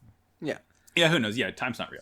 But yeah, Camille beats Quattro beats the shit out of Camille. Yeah, it's funny. It's very funny. Yeah, and the guard is immediately like, doesn't buy it, is like, It's so this funny. isn't real, I'm not falling for this. And then he just keeps beating the shit out of Camille, and he finally calls a doctor and goes in, at which point Wong grabs his gun, they stick him up, Quattro, stops beating on him and heads out to go do his thing, and Camille's just like really fucked up. Yeah, he's like spitting blood on the floor, like, I'm good, dude. It's awesome. Yeah. It's part of the plan. Yeah, like, because Mr. Wong is like, all right, new type, you can stop pretending, and Camille's like, okay. I hope I didn't get beaten up for nothing. Yeah, it's great. And like as this happens, like, Chartreuse is where Chartreuse is like he puts on an Axis suit. Yeah. He's like sneaking around trying to find Haman. Yeah, he has abandoned the sunglasses. He is back to being Char. Yeah. He is punching his way to his sunglasses can't fit in the helmet of a normal suit, which is a very funny through line that always happens to me. Yeah. Like, listen, whenever Char was working for Xeon, they made him a special helmet that could fit his sunglasses under it. Yeah. You don't have but that kind of money. now that he's gone, they've forgotten how to make it. Yeah. And we get a kind of sad scene of Minerva like sobbing, terrified on the throne because she's afraid someone's gonna come get her. Yeah, but the thing is, whenever she's really afraid, she starts crying out for Haman to come and help her. It's sad. And also, it's like I do want to give a brief shout out to her like coterie of women in blue dresses, like fucking like Handmaid's Tale ass cool style, fucking She has ladies in waiting. Yeah. But I mean, man, just imagine how much new type juice that little girl has inside of her to be able to sense Char's killing intent from all this distance. Like, I certainly, yeah. I mean, she's only 8. I'm sure she has a bright future ahead of her in the Gundam universe. Yeah, she's a girl in a Gundam universe. She's gonna be fine. She's gonna be treated with respect. Yeah, but yeah. Quattro's going fucking sicko mode in the corridor, and like. God. Rekua, like, I think, Rekua's like, okay, I gotta go after him. Camilla's like, okay, well, I'm gonna go I've gotta go protect a woman. And, like, as they're following the sound of carnage and violence, Camilla's like, hey, Rekua, like, why do you keep volunteering to do all this dangerous stuff? And Rekua's like, it's just in my nature. It's just in my nature. It's fine. Need to know basis. I'm sure it's fine. She's right. Yeah. She's just completely... There's no obfuscation of truth here. Yeah. Okay. Uh-huh. All right. Okay. All right. Okay. Say the line! Yeah? So Char finds Haman in a hallway, and he has a gun, and she has a gun, and she has, soldiers or whatever. And he holds He's his pointing a gun at her. And he says, I'm taking your life, Haman Karn. Haman is like, oh, so you've betrayed us, Char. I have never... even once betrayed anyone, Haman. and then the Curb Your Enthusiasm starts playing, and I was blasted backwards through the wall. Okay, let me tell you what he says in the dub. It's basically it's the same thing, but it's worded slightly differently, which makes it way funnier. Okay. Because he says, "Not so. I've never betrayed anyone in my entire life, ever." Ever. And I say, "Char Aznabuwu, I know this and I love you." He rolls a nat 20 in charisma. Oh my god. Just oh man. The funniest line, the most self-aware line the show has ever thrown at us. We can't punch it up. There's no way. If you would have told me that Quattro has never betrayed anybody, totally believe it. I would believe you. But I don't know. I've watched this anime called Mobile Suit Gundam. Yeah, I've seen a couple of betrayals from one Char Aznabuwu, including but not limited to blowing the head off of someone. So, impossible to say. I might have heard some Monday Night Football music that came immediately after Char Aznabuwu has betrayed somebody. Genuinely almost threw up laughing at that. It's so good. It's just top 10 Gundam moments right here. It is so funny. It gets me so good. But the thing about it is that he says it with complete conviction. He says it as if he completely believes it. Did he forget? I have a different theory about this based on something he says later. Which I guess I'll just go over that because he says later on they do some shenanigans, and I think he says to Camille that he says the word "I am and always have been a man alone. I have nothing to do with the Zabi family." So I guess in order to betray someone, you have to be loyal to them in the first place, which I guess he's never done. Because Is the way that I would take it is that he, his mission from the beginning when he joined the Zeon military was to get revenge against the zombies for was to get revenge against the zombies for killing his father. So I think as far as Char is concerned, in his heart of hearts, he never betrayed the zombies because he was always joining that military in order to kill them. That was always the plan from all along. And it wasn't that he betrayed them, it's that they never saw him coming was the problem. I mean, I feel like that, that feels extremely Char trying to, justify it to himself and going, doing the mental gymnastics, going through great hoops to do so. Because on paper, he absolutely did betray the Zabi family. He gained their trust, got in good graces with them, but, I feel like it's himself, very imperfect human being that he is, trying very hard to justify it to himself. Human everyone's being? like, sure, Sorry. dude. Yeah, definitely after, 8 years is really, really, really trying to just not remember the fact that he did kill his first boyfriend. Very, very sad. I mean, there is no greater deception check that Char Aznabuwu has ever succeeded in than the one against himself. That's true. You never see it coming. Persona 5 voice. Which, I mean, big mood, same hat.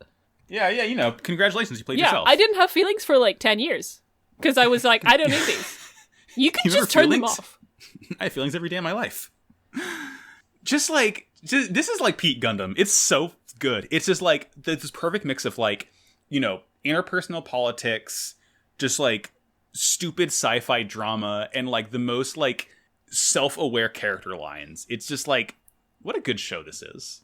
Mwah. It's a pretty good show. Chef kiss. But to be fair, he is, he is simply Char Aznabuwu, and he is here to kill Haman Karn. That's what's going on. Yeah. Yeah. Interestingly enough, another because Haman's response is I sent you to scout out the Earth Sphere as a reward for all your accomplishments during the 1-year war. Does no one know that he killed Kycelia? No one knows. No one knows this. No, because Kycelia's whole ship got blowed up. Yeah, everyone there, no one's gonna see a maniac in a normal suit shooting a rocket launcher, decapitating the last living Zabi aside from Minerva, and getting away with it. Yeah. Certainly, if they would have seen him do it, do you think they'd let him hang out with Minerva? I don't think so. Exactly. yeah. So it's like the Skyrim. Your last witness has been killed. You don't have a bounty anymore. Yeah, because I whenever we started seeing Baby Quattro in the Char uniform, I was like, hang on a second. He's still working. Yeah, that for was them. 6 years ago.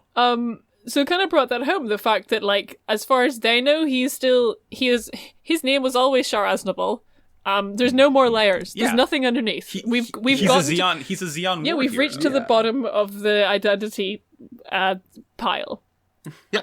No more identities. We're all out of them. All out of identities. Yeah, it's interesting. Yeah, it's like he was sent there, and I guess, like, you know, he's just like, all right, fuck this, I don't want to go back, and got real comfy there. Yeah. And then that led to this happening, and all it really breaks down to is just like communication's important. You know, talk to people even if it's uncomfortable for you. Yeah. If he'd just talked to Haman Karn, I'm sure that everything could have been worked out. Yeah. But instead, he had to start shooting her with a gun. Yeah. Yeah. And at some point, Camille and Rekkoa also show up. Yeah. And, like, this is when, like, it start, you know, Haman escapes, but not before, like, Rekkoa gets grazed in the arm by a bullet. Yeah. She, like, literally takes a bullet for Char. Yeah, it's like, maybe she does. I mean, it definitely feels less of, like, an emotional, I will take a bullet for you, and more like, get out of the way, idiot, you know? Yeah, because, like they come in and, like, Camille is like, Lieutenant Quattro, he says, Quattro, get yourself together, or he says, get yourself under control. I've never seen you like this, ever. Yeah. So I feel maybe some kind of context has changed for Quattro and to make him feral. I do want to say, I know earlier I did say that Sarah in that outfit was my gender identity, but also Camille with the pistol is my gender identity too. So Yeah. He's just out here shooting people. Yeah. Yeah, there's Call and get gunned. There's a Star Wars like laser gun battle for the next 10 minutes, 5 minutes. It's like it's very Death Star reminiscent, isn't it? Yeah. And then we get that line about, like, Rekkoa asking Quattro what the deal is, and he's like, I have nothing to do with the Zabi family, with a completely straight face looking directly into the camera. Yeah. He says he was an independent man at all times, and then Rekkoa kind of, like, repeats it back as independent at all times. And I think, maybe there's a little subtext to her saying that specifically. Yeah. Who could say? Camille also does, because in this scene they're in the what's the name of the ship? Guadon. They're in the Guadon locker rooms, raiding the sport uniforms. They all get Xeon normal suits, and Camille, as he's changing, is like, okay, Quattro, I know that you and that woman have different political opinions, but still. Why can't we all just get along? Yeah, just Trump and Hillary supporters, they could be friends. Yeah, you know, you can really get them together when you get them to agree on imperial warfare against brown people around the world. Cool. Yeah. Meanwhile, we sort of cut over to the hangar, and we see Appley and Wong and Bright, and they're, like, having a shootout, too. They're, like, behind boxes, and it's, like, the lights are all off, so it's this cool, like, they have a spotlights going, trying to find them. Like, it is pretty much, it's, like, literally the end of Star Wars A New Hope scene. Yeah. Yeah. They shoot a bunch of air canisters that, like, fucking explode and take out a bunch of soldiers. It's great. Yeah, they see the red barrels. There's one point where Appley gets shot in the leg and just, like, spins really, really fast. Appley is out here doing 6 stunts.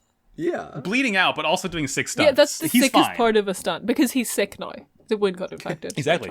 He sprayed blood everywhere. It's really cool. Oh, yeah, because Bright is here, and, like, Char is like, Captain Bright, blah, blah, blah, but just, I like to see how good Quattro and Bright are at, like, coordinating. They're like, I like them as a wee team. Yeah.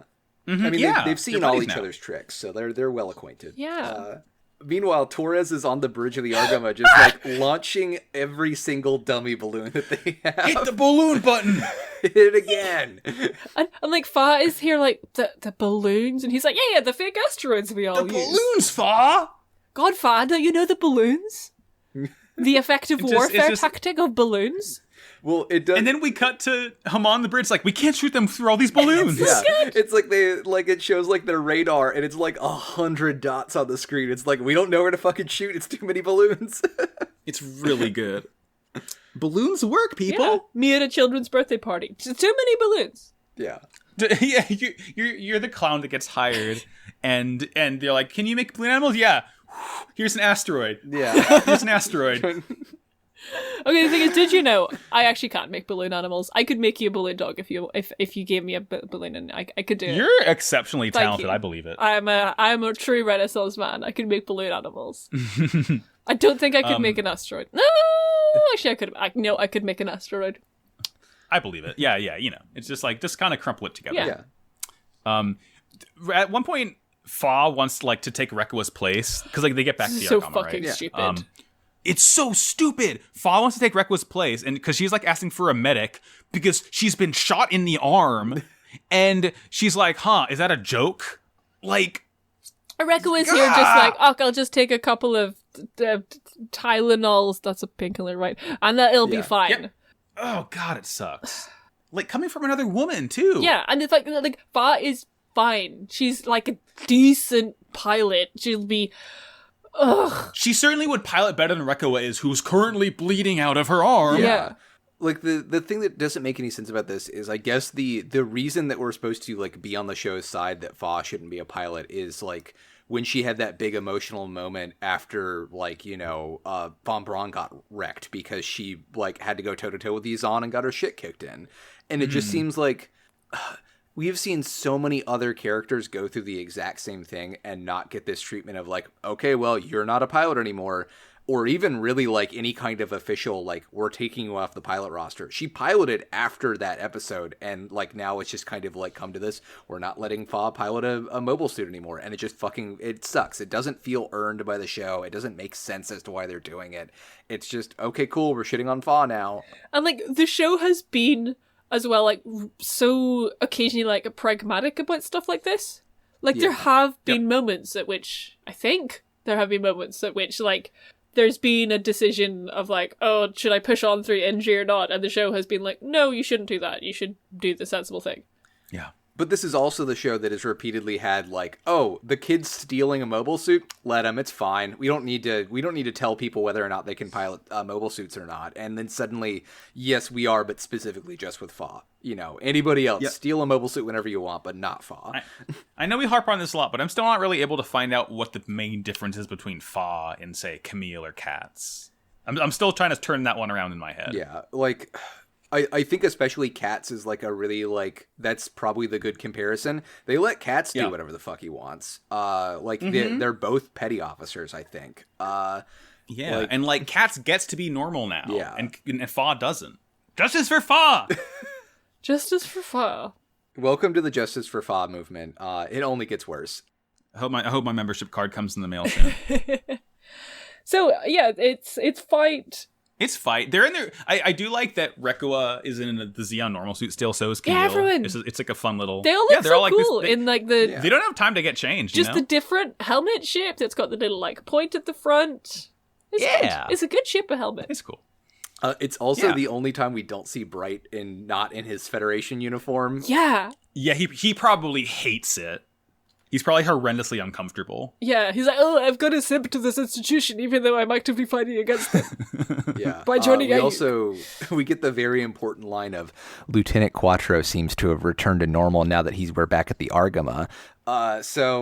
He's Quattro again. It's Quattro's back. Time for David Quattro. Copperfield brought the sheet back, put it over top of Char, pulled it away, and he's wearing sunglasses. It's Quattro Regina. Quattro's trick. Yeah. I already miss Char. I miss Char. Yeah, we got him for, most of an episode, so that's nice. Yeah, we had enough content to keep me satisfied. Had enough Char tent.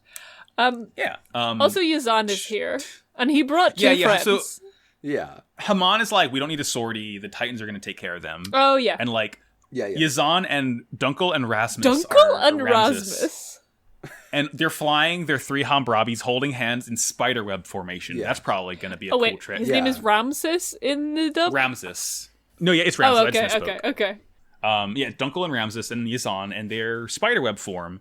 And long story short, it makes an electrified web that Camille just like walks into, akin to like stepping on a rake. Yeah, It's they throw a net at Camille and then they poke it up to batteries and Camille passes out.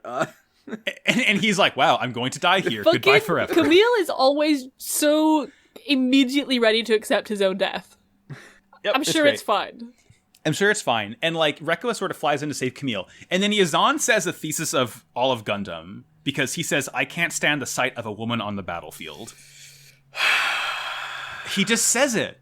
He said the quiet part out loud. I think that in the sub, he says something more along the lines of, women don't belong in the battlefield with us men, is what he said for me. Again, Not a cool thing to say, I don't think. At least it's Yazan, the bad feral man, that we would expect to say this. I wish everybody else would stop saying it. Yeah, and not fucking Wright, who said this 3 times this episode in response to Fa. But hey, we are also saved by a woman on the battlefield, though. Yeah, because Quattro gives the Hammurabi its feeties, and there's a little bit of a sword fight, and Rekua senses a Dracula. And Yazan nearly kills Rekua though. Everyone's eating shit in this fight. Yeah. But then big pink laser beam. The radish is here. The boys in Gundam Mark II. Yeah. Emma and the Katz. boys are back All in the toy. boys. The boys are back. Chekhov's boys have left the clown car of the radish and are here to fight. Yeah. And it's fine. And Yazan and his friends have to retreat. And Rekua is still freaking out trying to find Dracula. Yeah. Very, very sad. Yeah. We get a wee scene of Paptimus sucking up to Minerva. He's like, oh, little child, I would die for you. Yeah. You will die for me, Paptimus. Thank you for pledging your life to me. I won't make it go to waste. Minerva looks at him and she says, Then perish.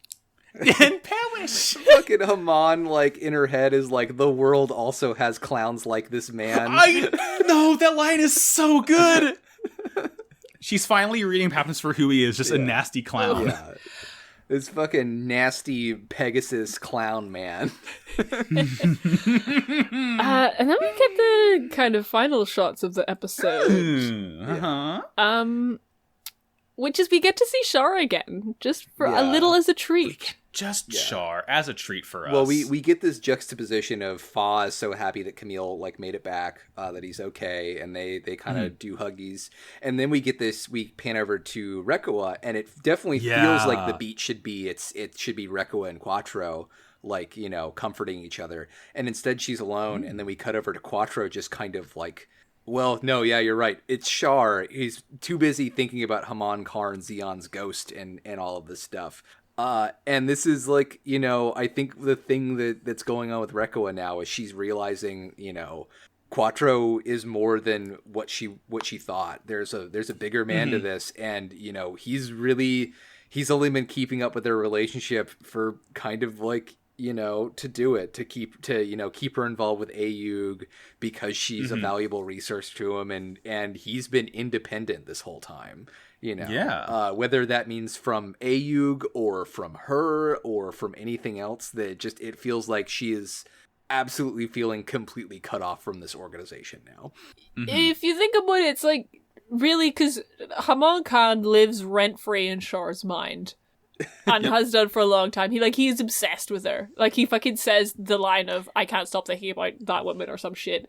It's like getting a text saying we need to talk 8 years ago, and they never responded, and every day you wake up afraid it's gonna be the day. But it's just, Char really doesn't have it in his brain to have a intense relationship, which isn't also explicitly a rivalry.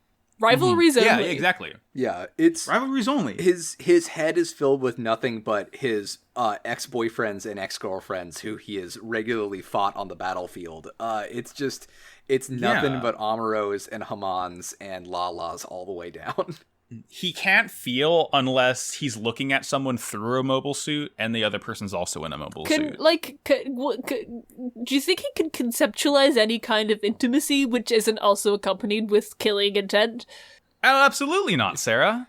Well, this is kind of the thing that we've kind of been talking about of what Quattro was afraid of this whole time, of giving himself back over to that Char persona and really acting on a bigger level. When he does that, he does kind of abandon his interpersonal relationships. He gets too caught up in the schemes and trying to make sure stuff was right. Quattro never would have acted like that. Quattro would have given up on trying to figure out what Haman's next move is, what Ayug should do, and instead it would have just made sure his fellow pilots were okay. He would have gone to Rekua. Yeah. He would have gone to Camille to make sure Camille was okay. And instead he has slotted himself back into this this mode where he has to think of how is he going to save Zeon? How is he going to save Space Noids from Haman, allying with the Titans to take over space? And that's kind of fucked up. Like, he definitely doesn't feel like he's in a healthier space because he has accepted Char back into his life.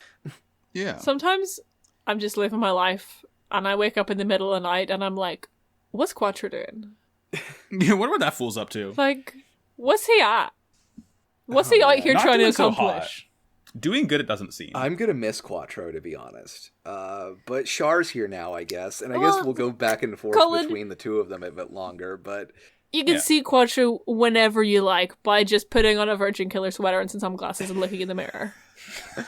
I have the sunglasses right on my dresser right now. I pop them on, throw on the wig, Delightful. look in the mirror. You'll have to wear those when we record the finale. You'll be wearing those. I'm sure. Oh man. Rip to Quattro though. I don't think he'll be with us for too much longer. Well, we'll have to make use of the time we have. Yeah. It's like the SpongeBob last day when Squidward has the bomb inside him. That's also a pie. Oh man. Well, here's the time when we would be doing the segment, but you've already heard that, and if you want to hear it again, which you probably do want to hear again, just rewind a little bit. I'm not going to do a timestamp. You just rewind. You'll have to find it yourself. It's a scavenger hunt. You have to work for it because it's a good reward. Yeah. And I guess then we would be doing plugs now. I think that's how the show works. Cool. Well, thank you all for listening to my great segment. You can find more costume opinions if you go to twitter.com/Sarah McCostumes. That's where I am. I'm also on a now deceased Naruto podcast. We just aired our last episode. It was very good. Colin did make a brief Emmy Award winning cameo in it, so go check that out at narutohead.band. I am also on a Yu-Gi-Oh podcast along with Max here, the name of which is Pod of Greed, which you can find on Twitter at Pod of Greedcast. Hi, my name's Colin. You can find me pretty much everywhere at Pagetish. I am so close to no longer having to be private. I cannot wait. I can taste it. I can sense it.